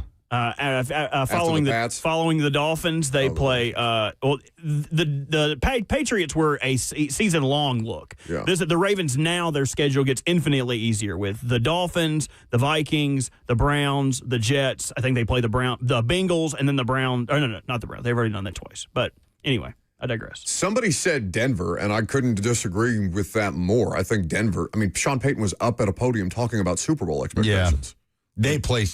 They were loud about that. And they've also won a bunch of games that they probably could have lost, like very close games. Wasn't that a popular, like, upset pick over the Chiefs, like divisional pick over the Chiefs this year, too? I feel like a lot of people were looking at the Broncos being like, yeah, this is the year. The Chiefs are... I picked them to win the division in our preseason predictions. And people were saying Bo Nix, he was a dark horse MVP voting candidate. So, that's kind of tough. Could you make an argument for the Giants? For what? Being ahead of expectations. Because we thought Daboll could be the first coach fired. We thought Joe Shane, and we thought the whole thing could be cleared out. We had an owner publicly speaking about his lack of enthusiasm, essentially, about that. Malik Neighbors getting hurt has set them back, obviously. Scattaboo getting hurt has set them back. They're not ahead of expectation because they're 2-6. I mean, they are where we all expected them to be at the midway point. But absolutely, they have shown signs of life and optimism moving forward. Do they have a more definitive quarterback solution than other teams who are looking around at their quarterback situation right now? Like who? The Titans. Just because the two of them are drafted. The Saints. They're the teams that are starting rookie quarterbacks, the Browns. There's nothing definitive about a rookie quarterback, right? Like I agree. No, I struggle to use that word when we're not even at the midway point of Cam Ward and Jackson Dart's rookie year. I'm not just making it about Dart. I'm making it, or Ward. It's Shuck, who's going to get his first start. It's Dylan Gabriel, who's obviously now starting. Go ahead. No, I will say that Jackson Dart is ahead of schedule. I think he has exceeded expectations. 8 touchdowns, 3 interceptions right now. Like that is much farther along than you would expect a rookie quarterback to be. Right. So that's the argument for the Giants, is that the quarterback's ahead of schedule, and I don't think anybody came into it. Like, there were no expectations around the Giants other than everybody was going to get fired. Yes. So I think you could make the argument, despite, we just talked about this. There's not better vibes on a last place team than the Giants. Yeah, that is true. Hurts them. Panthers. Bryce in the F&M Bank chat says 4-4. I think that's right where they were supposed to be. Slightly above expectation, right? Yeah, and it doesn't help that Bryce Young has been out, but they've seen growth. They've been a really good running team. Mm-hmm. Defense looks slightly improved, but I still think this is who the Panthers were. They were always going to be the second to third best team in that division when it all shakes out. See, I feel that way about the Cowboys. I am impressed with the Cowboys. The defense. On offense, for sure. It's like the exact same thing as the Steelers. Like, they are mirror images, Spider-Man memes of each other, where, like, I had good expectations. I thought the Cowboys defense, despite losing Micah Parsons, had the pieces to at least supplement that. They look awful on defense. And Dak looks incredible. Dak's playing the best football of his career. Same thing with the Steelers defense. Like, you thought T.J. Watt, Cam Hayward coming back. They trade Minka to get Jalen Ramsey. That defense looks awful. They can't tackle anybody. Is there any argument to be made for the Jags being ahead of schedule or exceeding expectation? I mean, what was expectation?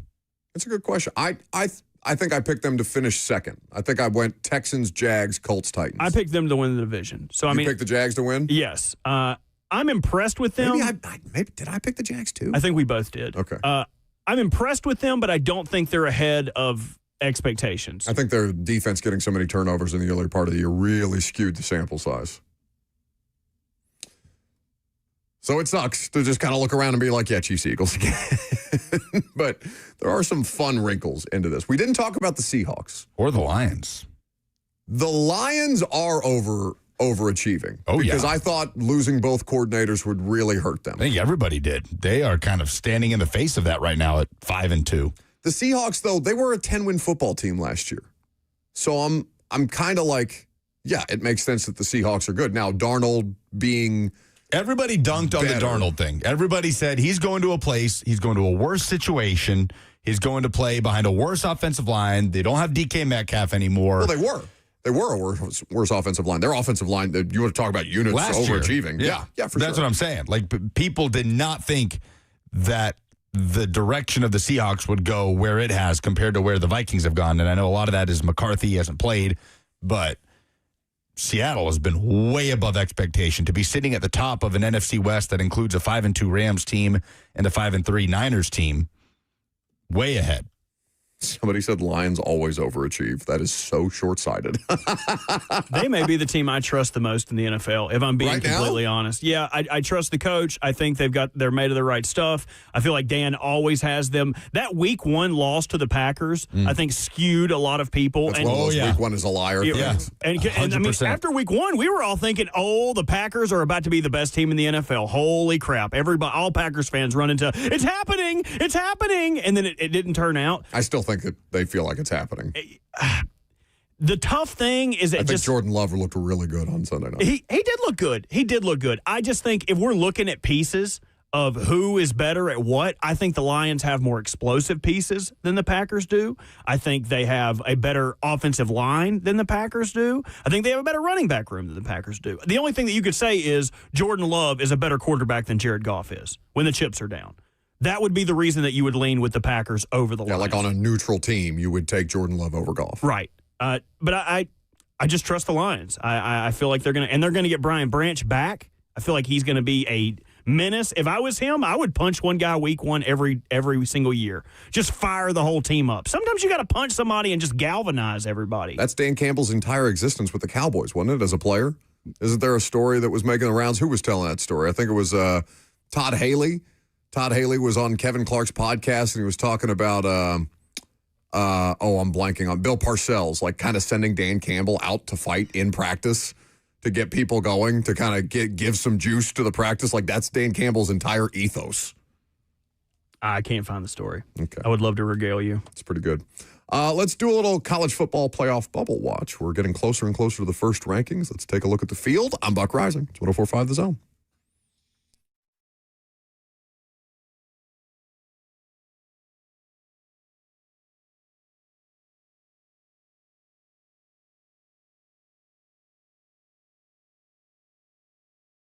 The Tennessee Men's Clinic is here to help you like they've been helping so many guys for over a decade with performance, because it's completely natural that as your body starts to change, as you get up there in age, that your performance starts to suffer. Whether it's ED, mild or moderate, or different conditions like Peyronie's disease, the experts at the Tennessee Men's Clinic are there to help with you. Their medical team will work with you to create a plan that gets results, often with options most guys didn't even know were out there.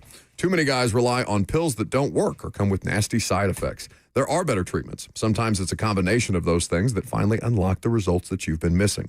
Your initial appointment is only $99 and includes a full medical consultation, blood work, and if medically advised, a test dose right there in the office. So call today at 615-208-9090.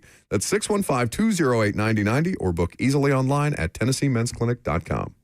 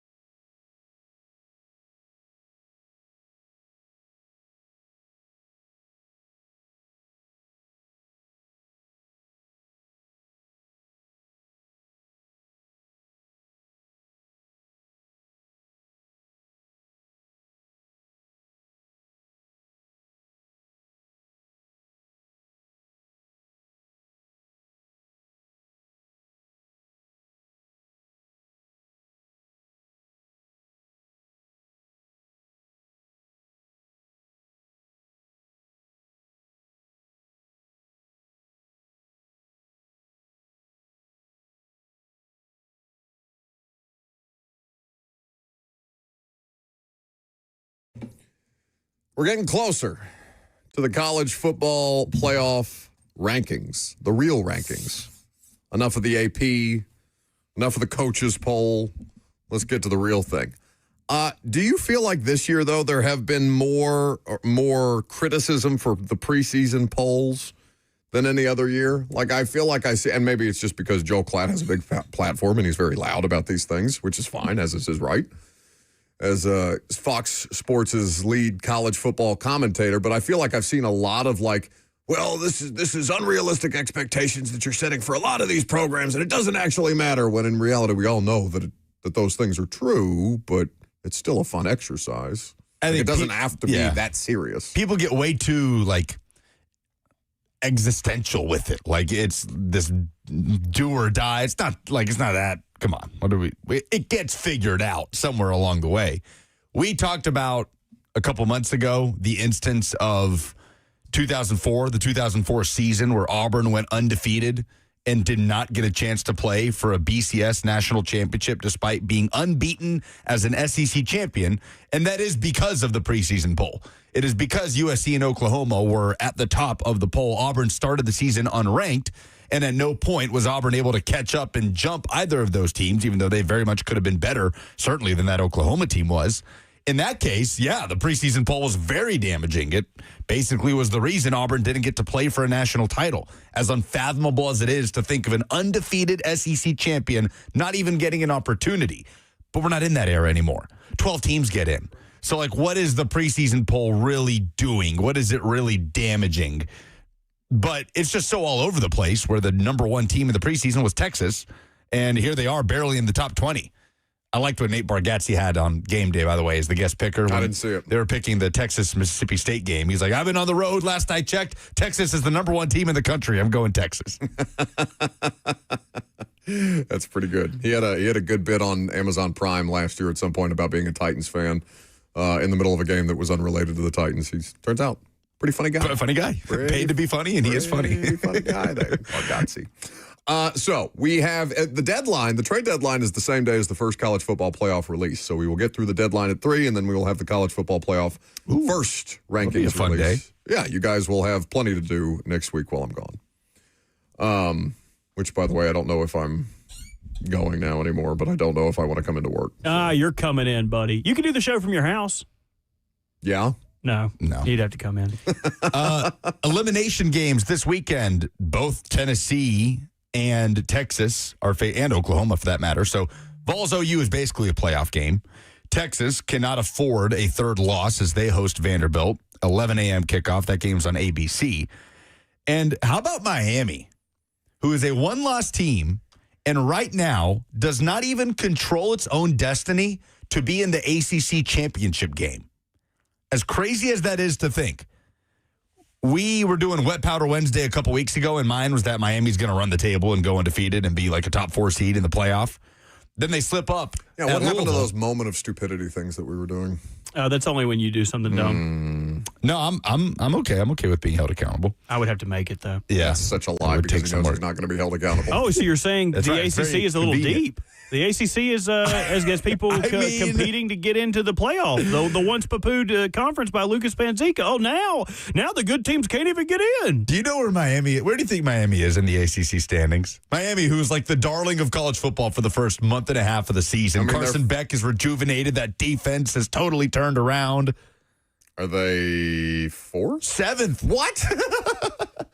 How is that possible? They've also only played 3 conference games and they're 2-1. Where Georgia Tech is 5-0, Virginia's 4-0, Pitt is 4-1. Still, I know 7th. It's crazy. What? So Georgia Tech and UVA could run the table and be the 2 teams in the ACC championship game.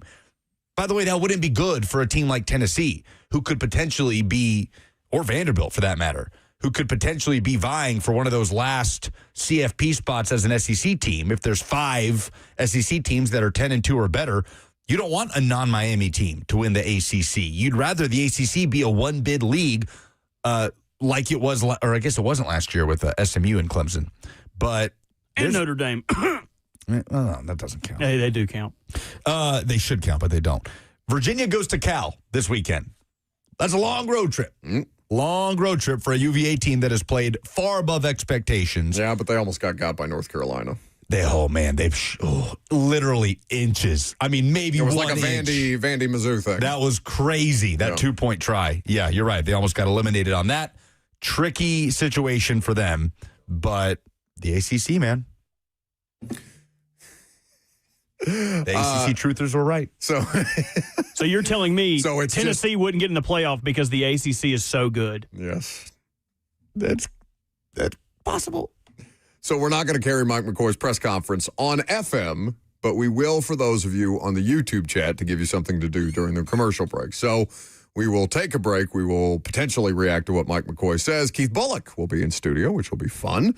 Talk about the state of the team with KB. I'm Buck Rising. It's 104.5 The Zone.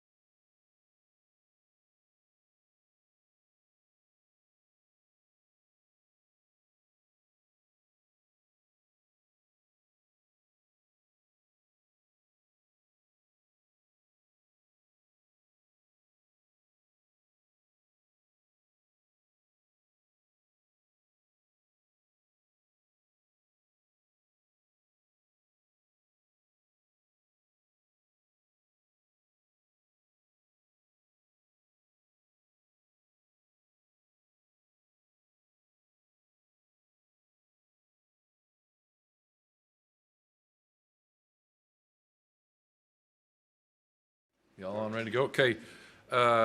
You will not see out there today Hance, Woods, Ridley, Simmons, Moore, and Key. So when you guys go out there, they won't be out there. Okay? Just start off with kind of a little overview of the Chargers.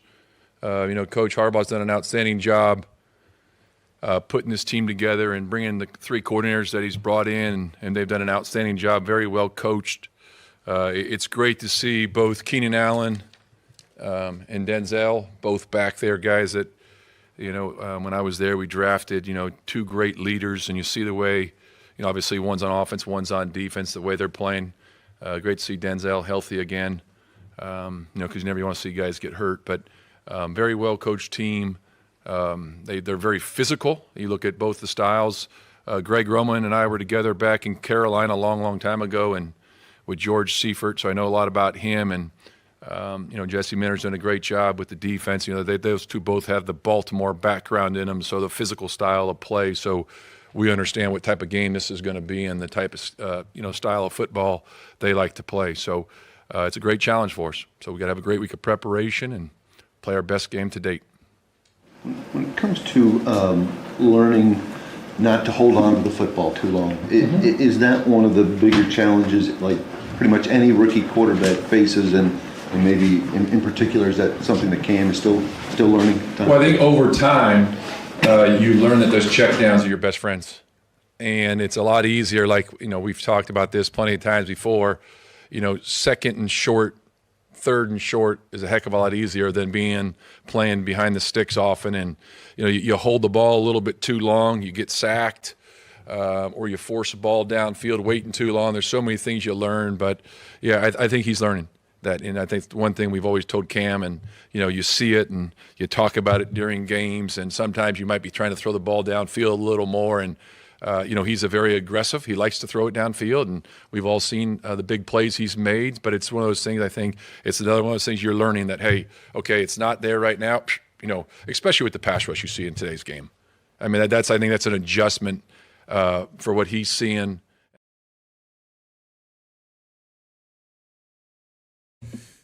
Blake Hance, Xavier Woods, Calvin Ridley, Jeffrey Simmons, Dan Moore, and Arden Key won't practice today. Those are the updates on players for the Titans. We go now to head coach Mike McCoy. In that one-on-one matchup, or you're running through a zone, but then again, here we are. Here's one of our two backs that are very explosive, or our tight ends. You see the plays the tight ends have made when they've got the checkdowns, the things that we can do after the catch. I think that's kind of a big alert for Cam, what he's seen those players do.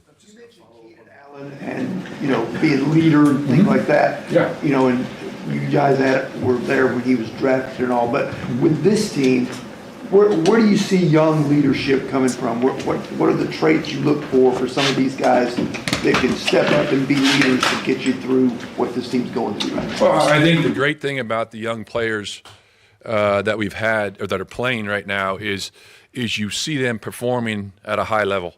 And you can see the growth that they've shown since the day they've got here. And there's nothing like experience. And I think all young players, regardless of what position you're in, I think you're a little hesitant to speak up initially when you get on a new team, even when you bring some free agents in.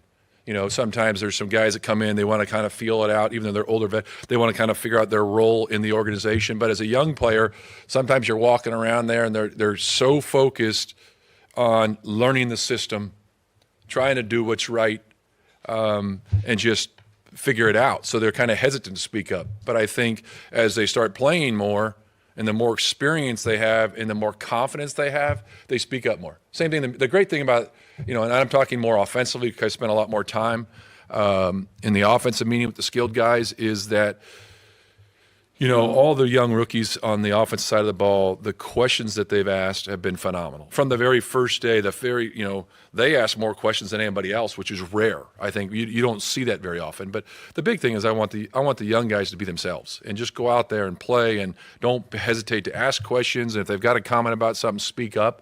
And I think that's what happens over time. But it's a matter of just being in a system, getting to know your teammates, understanding your role in the team, but never hesitate to speak up. Understands the importance of mechanics, is dedicated to that. Yeah. The fact that he had success maybe not abiding by them in college and has made some big plays as a rookie on plays where he didn't necessarily have to stick to them. How does that kind of, how do you reach the balance on that? Well, one thing I've tried, in the last couple of weeks with Cam, is just trying to talk to him about some things and show him some examples, maybe if he's missed a throw, and show him an example of, okay, when you do have the right target line and your feet are aligned, the right way, and where your accuracy increases. And the one thing is you never, we're always going to tell the players, say, listen, we have the individual period, you always talk about the basic fundamentals and things, but then once you get into live competition, you just go out and play.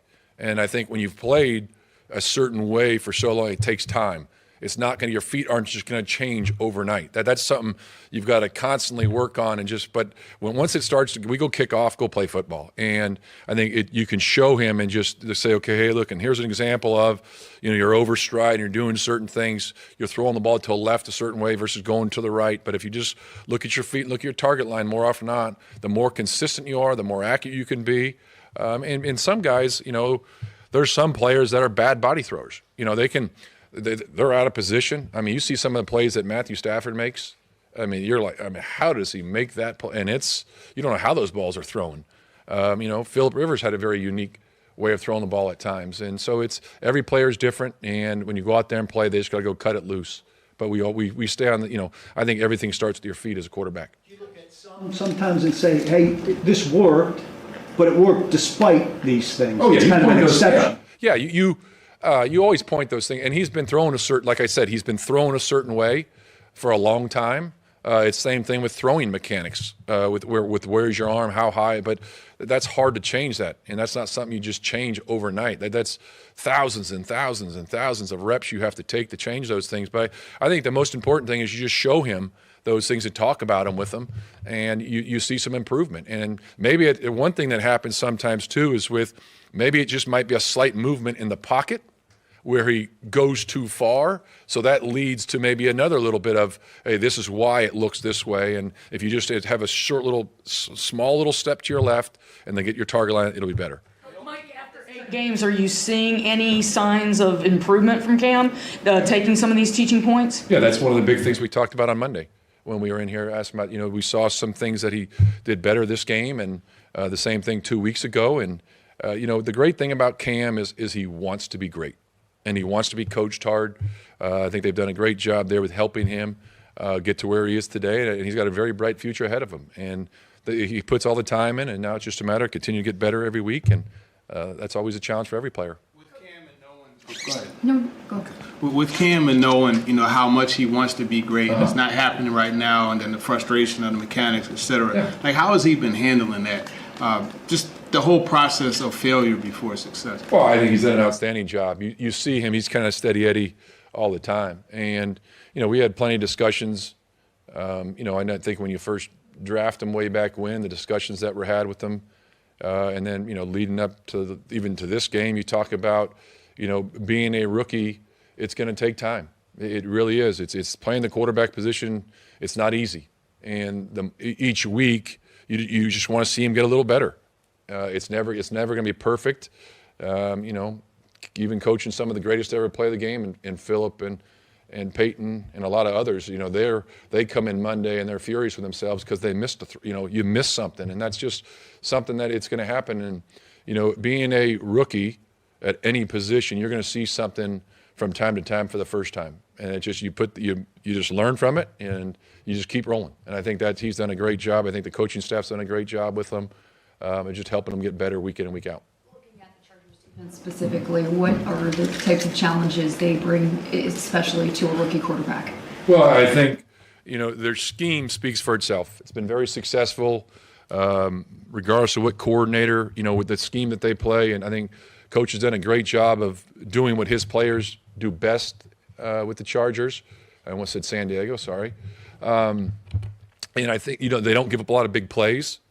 So you don't see the ball going over their head very often. So you've got to be very efficient in the passing game and take what they give you. And I think that's a sign of a great defense, not giving up big plays. They make you go, you got to extend drives, be great on third down, keep going. So well-coached team. Got a new corner and a new edge rusher. What's the process of kind of getting those guys, getting to know them, kind of getting them up to speed? Yeah, it's, you got to take advantage of every rep you get in practice, and then carrying over from what you learned in the meeting rooms, the film study, all those things, spending extra time since the day you got here to make sure that you're up to speed. And just the key thing is anytime you have changes and you have guys in different positions or guys playing with certain players for the first time, communication is critical. That's the most important thing, is just make sure everybody's communicating, over communicate. Because when you got 11 doing everyone on the same page, it's a lot easier to have success. How are you seeing Calvin work through the time away, kind of mentally handle not being on the field? And I'm curious if you can compare it at all to what you saw from him in Jacksonville when he was coming back from that big time away and had to readjust to play. Well, I think anytime a player is trying to get back on the field for whatever reason it is, they're all great competitors. And there's a reason why they're where they're at, and why they've been so successful is because of their work ethic. And I think that's one thing that Calvin's done. He's working extremely hard to get back out there.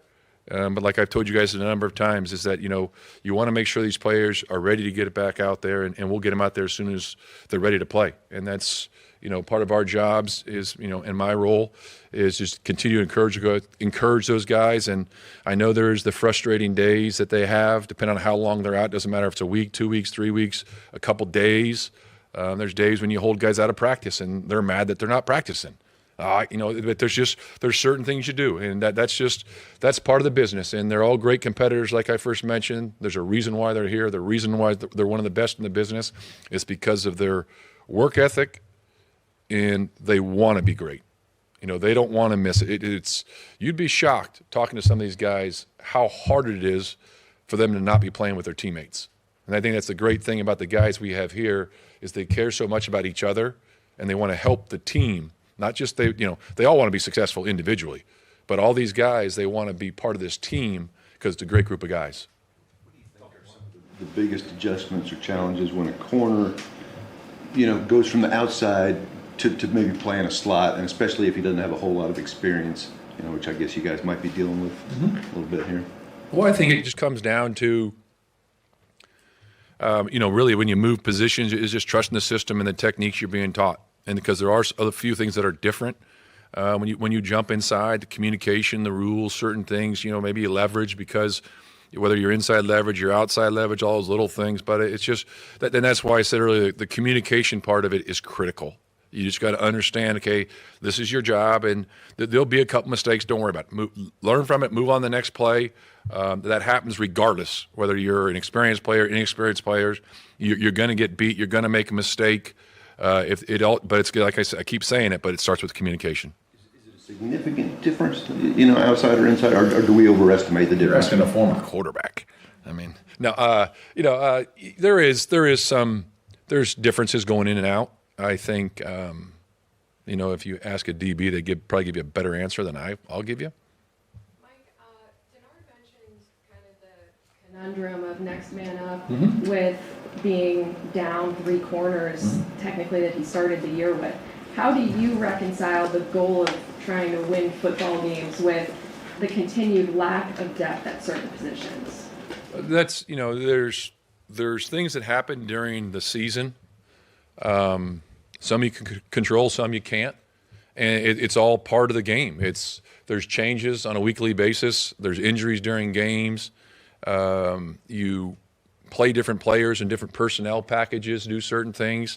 And there's no excuses in this business. You're going to go out there and play and execute at a high level on Sunday, and that's what there's a certain standard you play with, and you expect those players to go out there and do their job. And when certain players get injured, sometimes you say you don't have that type of player that might be filling in, but it's a great opportunity for somebody else to step up, and they've got a job to do. So you can't make any excuses. You go out there, and they're going to play at a high level and play, do the best job they can.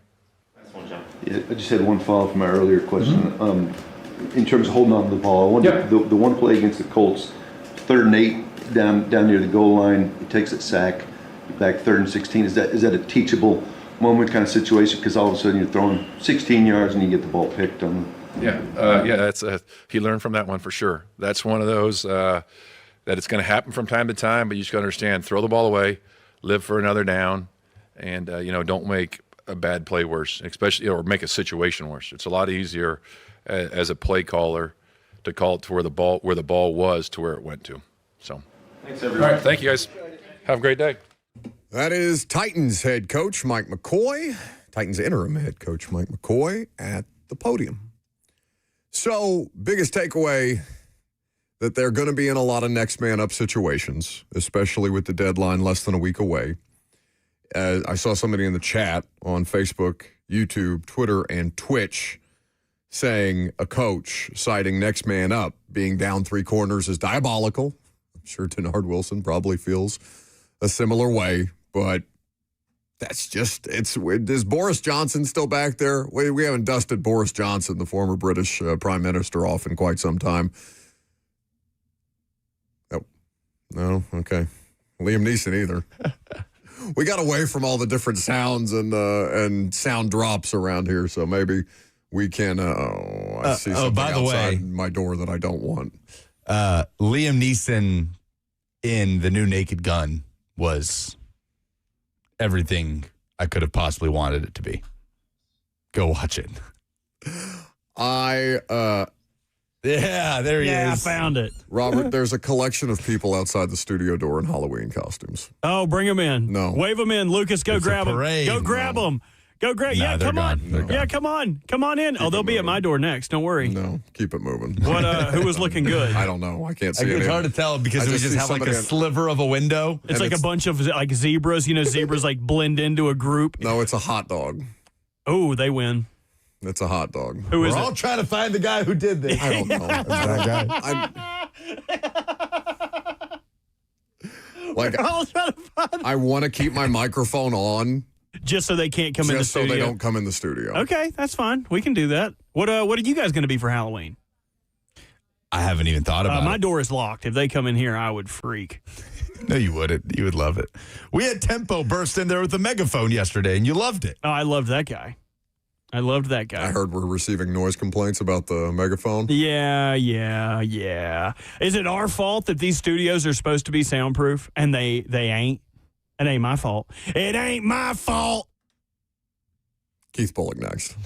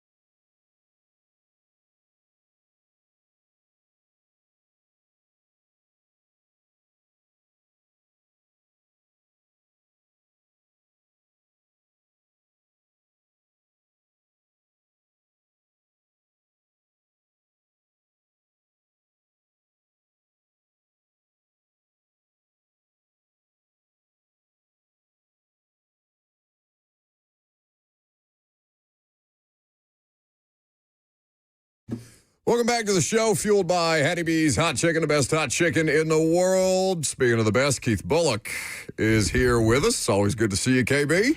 Great to see you, gentlemen. Appreciate you having me on. Absolutely. We were just talking about the new YouTube channel that you should subscribe to if you haven't already subscribed. Robert will do us the courtesy of dropping the link to the Bullseye View in our YouTube chat so that the subscribers to 104.5 The Zone TV can check out what Keith Bulling is doing in that conversational space. You're having a lot of former players on, a lot of former teammates. Slay has made an appearance on the Bullseye View so far. What was kind of your goal when you started to think about getting into the media space, KB, for the audience, and what do you hope to provide? Technically, I've always been in the media space. You know, I've been getting interviewed since I was 14, like high school, little local interviews and stuff like that. Then going to Syracuse, just throughout, when you're an athlete, throughout it. And then when I retired, I was right in the media space as well. Actually, the 1 year I played with the Giants, had a lot of opportunities. I was working on SNY, Fox Sports, MSG, would go out to Bristol, to ESPN every now and then. But I was really trying to get back on the field, so I wasn't too concerned with those media opportunities. I didn't really understand, you know what I'm saying? I was still a football player. And then when I retired, I actually had a show on Sirius XM for a couple years on Fridays from 8 to 11. So I was doing radio, and I wanted to go back in. What I did realize, to be fair, is radio and TV, when you start off, isn't that lucrative. You know what I mean? Like, once you have those shows, you know what I mean? They're not really paying bills. You're in it to get reps, in it to get position. They want to see, if you really got it. And for me, that was cool, but I had other aspirations. Like, we just got finished when I said I was like, look, I was at my shop today. So I was very business-minded because I did make a few nice pennies in the NFL, so I wanted to figure out how to flip my money and get into different businesses. Because when I played, the NFL, they offer, business courses at Stanford, Wharton, Harvard, UPenn, and I took all of them. They're like 2-week courses. Some are a little longer. So that always intrigued me. And then I couldn't uphold. I found the MBA program that I completed at George Washington University. That was like a 2-year program. So once I took that program, I was unable to keep my my gigs with radio. So the last, 10 years, I've just been businesses, food and beverage, and I'm about to get out of my businesses and kind of get out of them from the hands-on perspective. I'll still have my businesses, my different investments, and businesses that I work from the background. But it's the next phase, man. Why not? You guys dropped an episode this morning, Bullseye View on YouTube, with Jason McCoy. I mean, you guys covered a bunch of bases from his background, growing up with Devin, Rutgers, obviously the Titans. What can folks look forward to in that conversation as it pertains to the current state of the organization and what it was like when you guys were coming through? Yeah, that's a great question because J-Mac got here. He was a rookie when my last year here. And I always say, like, my last year here was one of the worst years, because the year before we were 13-3.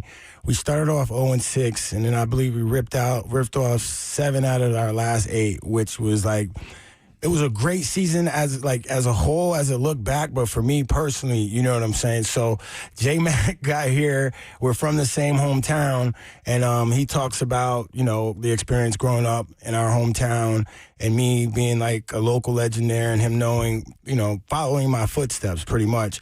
But I had a terrible attitude because we were 0-6, you know what I mean? I feel like that team that went 13-3 wasn't the same team. We had a lot of the same players, but I remember that game we lost to the Ravens. I was pissed. You know what I'm saying? And in the locker room, I was like, I feel like, one of our leaders was like, Conda, we always got next year. I'm like, next year's not gonna be the same. And that's the problem with sports, with the NFL, young people, however you take your mind to it. But it's never the same. That's what I loved about the NFL, because every year you have to prove yourself. If you were an All-Pro last year, Pro Bowler last year, well, you got to prove yourself. If you were a coach of the year last year, well, you got to prove yourself. And obviously the first 6 games of that year, we didn't prove ourselves, but we had enough depth. We had enough leadership. We're the same team. We got our act together and, made it a year. Yeah, I think that's something that's important context for fans, Keith, when Titans are going through a season like this one, and there's obviously a lot of negativity around the circumstance and deserved negativity around the circumstance, but just the way that players handle things, it's not the same from year to year. You can have experience to lean on, but just like any other person in any other profession, like you guys are human too. You have these emotions where you're all in and you have to find ways to stay locked in when it's not as easy to, or you're not having the kind of success or maybe not immediate success where you're working towards a larger goal. It's all different phases of this thing as you're trying to get back to a level of competitiveness that I know you all hold yourself to that standard. Yeah, and, I was thinking, one thing I said was like leadership and accountability, right? So if you want to pertain it to this Titans team right now, are the leaders, one, of holding yourself accountable? That's what you have to start with. But then, are you holding your teammates accountable? And not everybody leads that way. And I don't necessarily know who the true leaders, of course we know Jeffrey Simmons, right? But who are the real leaders on the Titans team? And this isn't a knock, it's just something to think about. You know what I mean? Okay, Cam Ward's a captain, but never in a million years as a veteran am I listening to a rookie captain, because how does he even know what the ropes are in the NFL? Forget being a leader, you're still learning footwork and timing and, discipline of the position, which is one of the toughest positions in sports. But now you're a captain, you know what I'm saying? So things of that nature, those teams that team that I mentioned that I was on, can't compare to this team. A team that can compare is maybe the 2004 season when we were 5-12, right? But then I'm going to read you the draft class of the 2005 draft, right? And Titans fans will be familiar with these names, right? Adam Jones, Michael Ruse, Courtney Roby, Brandon Jones, Vincent Fuller, David Stewart, Roydell Williams, Damian Nash, Daniel Loper, Bo Scaife, and Ronaldo Hill. So with all those guys, right, they were the core of that 2008, 2009 team, that team that went 13-3, because all those guys played a role. And I told a story about, video games in the locker room, you know what I mean? And that was real. That's a true story. Because we're sitting here, now, right? We're probably 1-5, 1-6, and these young guys, they don't know the ropes. So these young guys are playing Mario Kart in their locker, and that's fine during break before we go to practice, okay, but then you're going to pause your game. The game is so good that you have to pause it, and we've all been there, you know what I'm saying? As kids, we've all been there.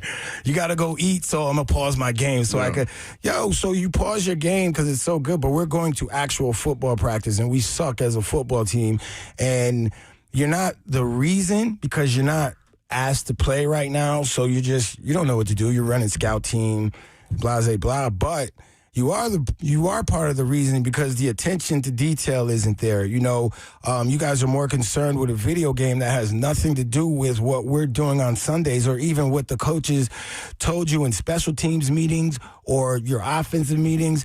And yeah, man, I came in, I saw the game was paused. I just yanked it out of the locker and I threw it on the ground. You know what I mean? Who did it? Talk to me or Albert. What you want to do? Yeah. You know what I'm saying? You don't want those problems. So, because we were about winning.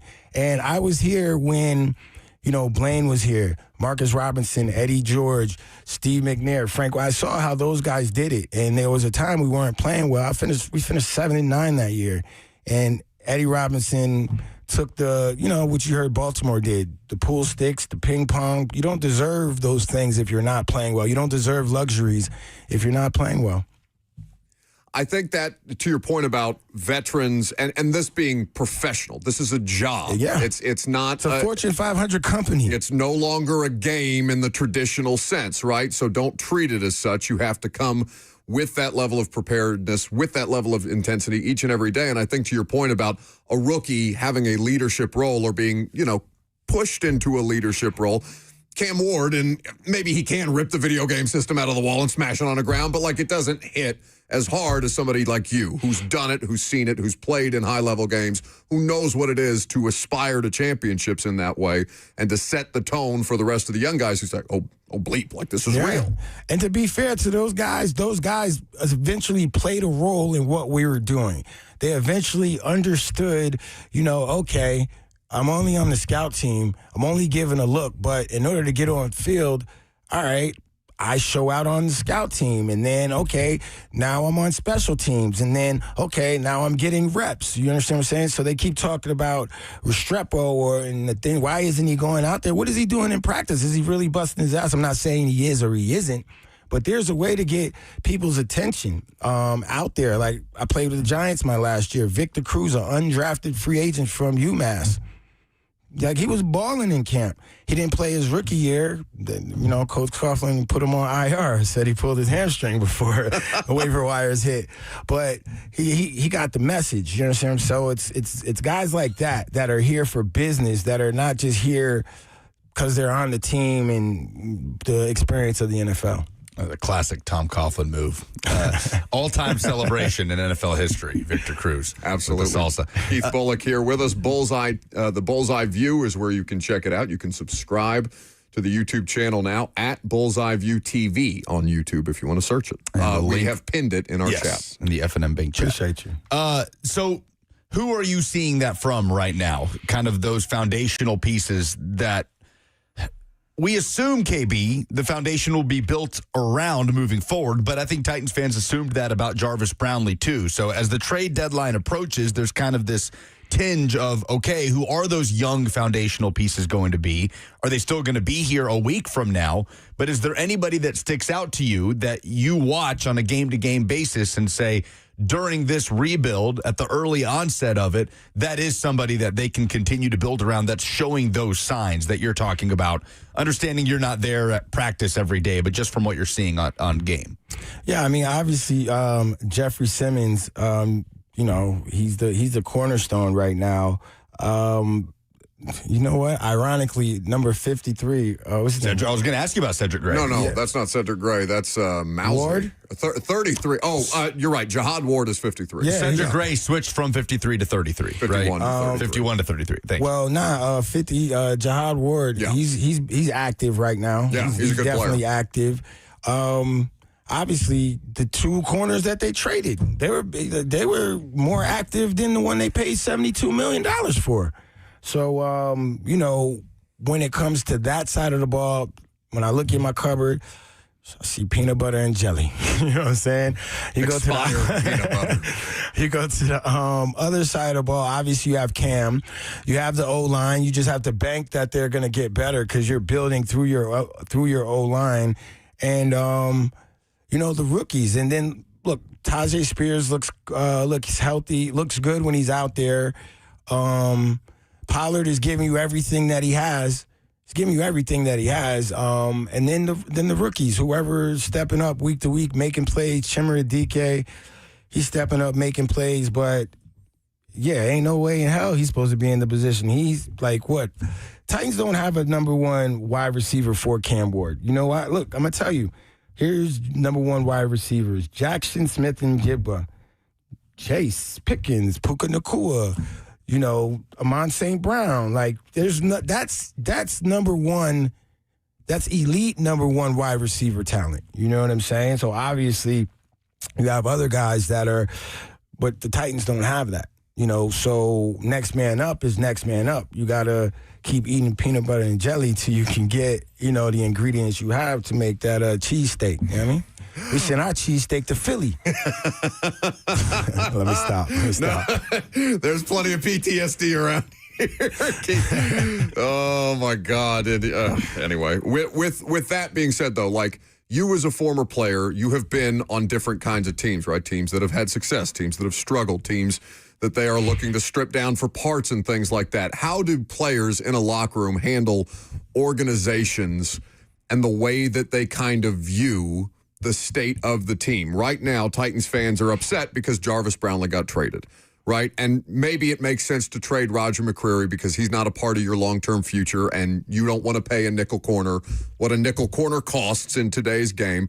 But the offensive part of it, Keith, is trading Brownlee, who was a cost-effective option, who does have the mentality that you need in that locker room, and then continuing to strip the rest of this down for parts. And they're trying to pick up draft capital, but that the confusing sequence has fans more upset than they would otherwise be if you just were straight up about, hey, these guys aren't it. We're going to get you new guys. Trust us, bro. Like, how hard is that as a player where you're Jeffrey Simmons, you're in a locker room, you're elite, and the front office is again getting ready to reset the board on a number of fronts? Well, during the season, I don't think you're really too concerned. It's like, dang, because there's nothing really you could do. You know, if I'm Jeffrey Simmons, I'm trying to get back on the field. I'm trying to stay healthy. I'm trying to finish off this year as elite as I started it, because one of the things when I was on, when we weren't playing well, like, I knew I wasn't a scrub. Like, our team is ass, maybe. The team, but I didn't suck. I never sucked, and I would never take that mentality. So you got to find the guys that have that same mentality, and they might be young guys. So, you know, that's what Jeffrey has to do, right? He has to get with a Jihad Ward. All right, yo, I got somebody on the D-line fighting with me. He knows Cam is going to fight with him. He knows, you know, Pollard is going to, like, all the guys that are going to fight, they need to set whatever the standard is going to be, and whoever's not with it, you got to make it uncomfortable for those guys. Make it uncomfortable for them in practice, for sure. If they're not making the plays in practice, they're not going to make them during the game. Call their ass out. You know what I'm saying? Let them figure it out. If the coaches ain't doing it, then the players got to hold each other accountable. Well, and that's the thing that caused a lot of stir last week, because Eddie George doesn't speak out publicly very often on the state of things. And it's tough. I thought it was a joke when I seen it. I was like, Eddie ain't say that. That's what I'm saying, right? Like, it's a different state that things are in, to where you guys are in a difficult position because obviously you have love for the organization that gave you opportunities. Yeah. And you have a lot of love for people who are either still there or have been there and have continued to be, you know, a part of your guys' lives after the fact. It is telling, though, that Eddie George is out here in an interview, and they're talking to him about a variety of different subjects, what he's doing at Bowling Green. Like, it's just a side conversation. But when he says, quote, the Titans have set themselves back at least a decade, maybe more, he's questioning the culture in the building. He can speak to what it was like when he was there. We had a blueprint. We had an identity, all these different things. He's questioning basically every level of the organization without outright naming names. He does say, owner, GM, and president, you have to find the coach that can be on the same page with and then finally stick to something here. Like, when you guys are in a position of prominence and you are associated with the organization, but there is criticism that is warranted, how difficult is that for you all to balance? I mean, I don't have to balance it. You know, you just take the jokes from your guys around the league that you play with. It's funny. It's like college, too. You know, college football, I root for the coach, so I get back into my alma mater. You know what I'm saying? So with the Titans, you're not involved once you leave, unless I don't even know how to apply for a job. So you just sit back and watch the moves that they make. I'm not too critical because it's like I can't act like I haven't been there as a player. You know what I mean? But then when I was there as a player, I'm definitely up in Floyd's office like, yo, Floyd Reese, what's up? What are we doing? Why are we getting rid of Eddie? Why? And Floyd Reese told me, because we're getting younger. You know, everyone respects Eddie George around here, but we just drafted a Pac-Man Jones. How do you think that is? You know what I mean? So then it makes sense to me. So then they start to get more leadership after we go through some tough times. I call them the big three for me: Kevin Mawai, Chris Hope, and David Thornton, because those guys come from championship teams, played a lot of football, seen a lot of different ways things were done, so they can give the leadership different than I might. At that time, I'm abrasive. You know what I mean? I'm different. You know, I feel you have to go into the dark before you can come back into the light. You know what I'm saying? So, you know, until we went 13-3 and before that, we went to the playoffs the year before. But once we started to go on that playoff run with those guys and that draft class in 05 and 06 that I told you about, and some other free agents, that's when we start to see success. So the questions you guys need to ask is, what's the plan? What type of player are we recruiting? Because we know we need pass rush. We know we need more depth with wide receivers. We know what type of corner do they want, right? Because Brownlee went out to the Jets and is making plays. He's made plays every game he's been playing.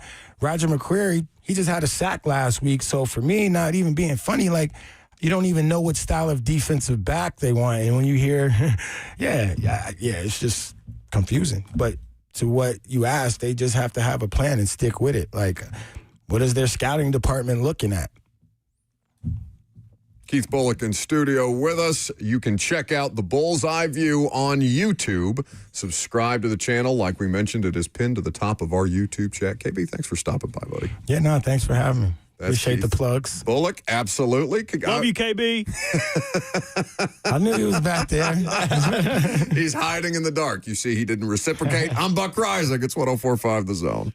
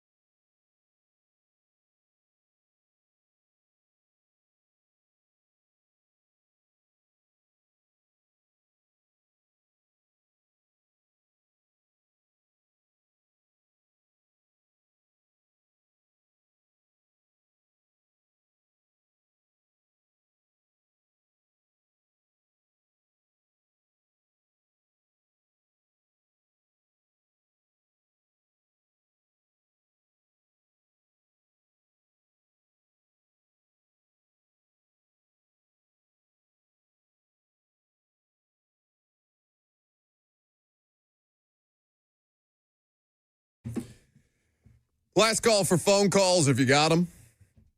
615-737-1045 is the number. Get to those here in just a second. I really enjoy visiting with Bulock. It's always good to see him. KB, a man of many talents. I probably should have rephrased the question about being in the media space because obviously he's done stuff with Titans Radio, as he mentioned SNY. You know, being a professional athlete, even a high school recruit, you're interviewed at every turn. But I meant it within the context of, like, running your own media enterprise is different than being in the media. Yeah, you were extremely disrespectful. Yes, I did feel that way after he made the necessary correction. So, my mistake. A lot of good conversations with McCoy, Bo Scaife. We mentioned Slay was on there.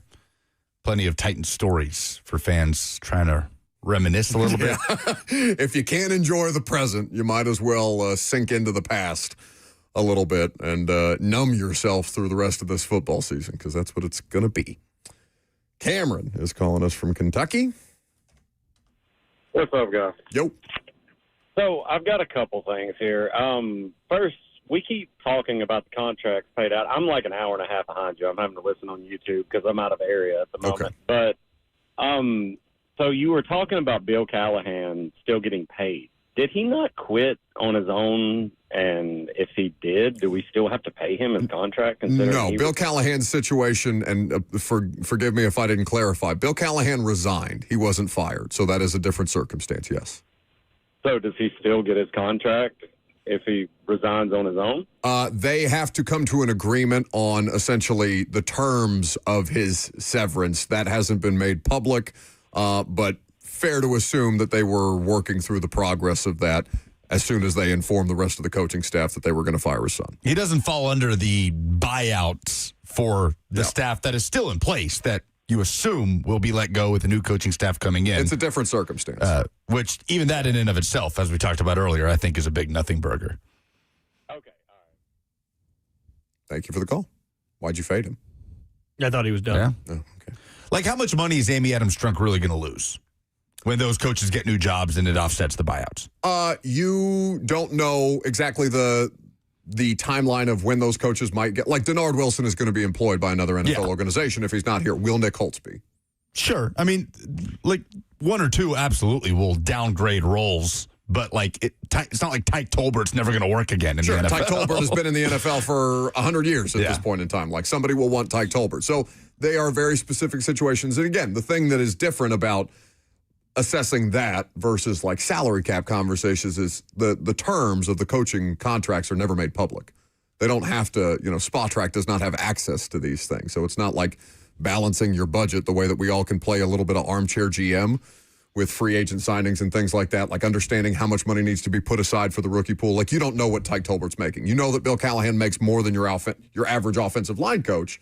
But can you really tell me what your average offensive line coach in the NFL makes right now? No idea. I do hope one thing for the new coach of the Tennessee Titans, that he retains John Bones Fossil.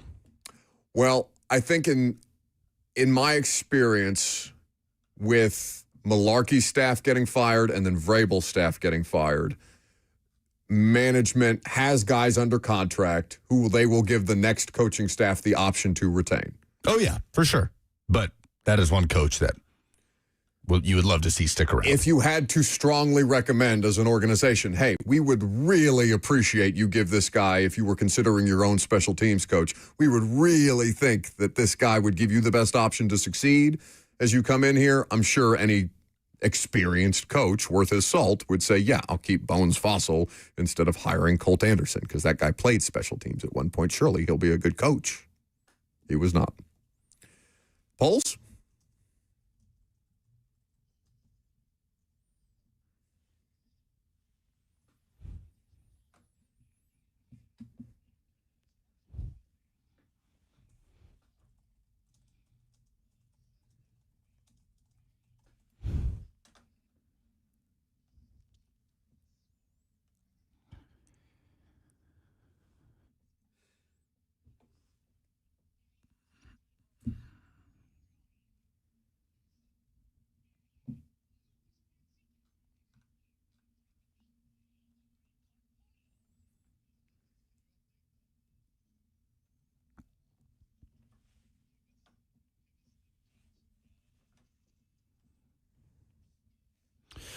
Presented by Two Rivers Ford, the South's most trusted Ford dealer. Who do you have more confidence in this weekend? Tennessee at home against Oklahoma or Vanderbilt on the road at Texas? 51.8% say Tennessee against Oklahoma, but it is very close. Availability reports come out later today. We'll see what that looks like for Arch Manning and for Tennessee linebacker Arion Carter, who is dealing with double turf toe and missed the Kentucky game. Double turf toe. Yeah, not great. I heard Austin Price talking about that with Ramona and Will. Is it so? It's, one each foot. Oh, yeah, brutal. Pretty bad. How do you even walk around? Right. So do you? If he's well enough to wheelchair? play, do you risk him on Saturday? No. Do you wait? Because Tennessee's got the bye week and then New Mexico State. So theoretically, you could really push it until that Florida and Vanderbilt game to close out the season. I don't know. I think both will be good, and you can watch both. 11 a.m. for Vanderbilt, 6:30 for Tennessee, Oklahoma. Ball network coverage right here on The Zone. I mean, that's just because Tennessee is in a more winnable situation. Like Vandy going to Texas, coming off, and again, Arch Manning, to your point about the availability reports, is not a sure thing, so you can't bank on the idea that Arch Manning would build off, I mean, his best performance of the season. One would argue it was. Mississippi State. It easily was. Statistically, for sure. And then the backup comes in and throws the touchdown that wins the game. So you're in a situation where you're like, I don't know if on the road in that kind of circumstance really benefits Vandy that way or would benefit Vandy more than Tennessee facing a vulnerable Oklahoma team. Oklahoma is vulnerable. I'd agree with that. But they're a good football team. I think both are going to be really good games. If you're Vanderbilt, you hope to avoid fall victim to a late season surge from Texas, who is very much in the playoff discussion. By the way, if you're a Tennessee fan, probably helps you for Vanderbilt to win this game. Go ahead and eliminate Texas from the playoff discussion. You're going to have to beat Vandy no matter what. You need them at to the end be of the season. as good as humanly possible in the committee's eyes when you get the opportunity to beat them. Yeah, that's just now dawning on me. I think the rooting guide for Vols fans is for Vanderbilt to win on Saturday. What do you want out of the rest of the Titans season? Kenneth says continued growth between Cam and rookie pass catchers, Gunner included. That's been the biggest source of optimism the last 2 weeks. Under Mike McCoy, we've seen that connection take another step, especially in the case of Chimere Dike. Well, and if a move ultimately comes with Chigakakwo being sent away or sent to another team, you have the potential to expand that relationship and those reps together. It's just Mike McCoy, the best thing that Mike McCoy has said, and people are going to be irritated with the idea of just, hey, it's going to take 1,000 reps for him to start to correct like the footwork thing. How many hours does it take for a person to become, to gain 10,000. a mastery of something? Has Cam Ward played even remotely close to 10,000 hours of professional football? No, he has not. Have we done 10,000 hours of this radio show? Oh, sure. Clearly not. Surely, God.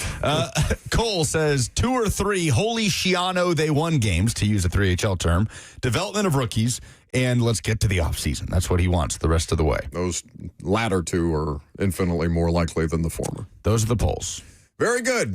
Primetime back tonight at, we'll see, a little before 7, potentially. Ross is going to fill in for Robert, who's on his way down to Miami for Thursday Night Football. See you then. Ooh, have fun, buddy. Bye. Very zesty.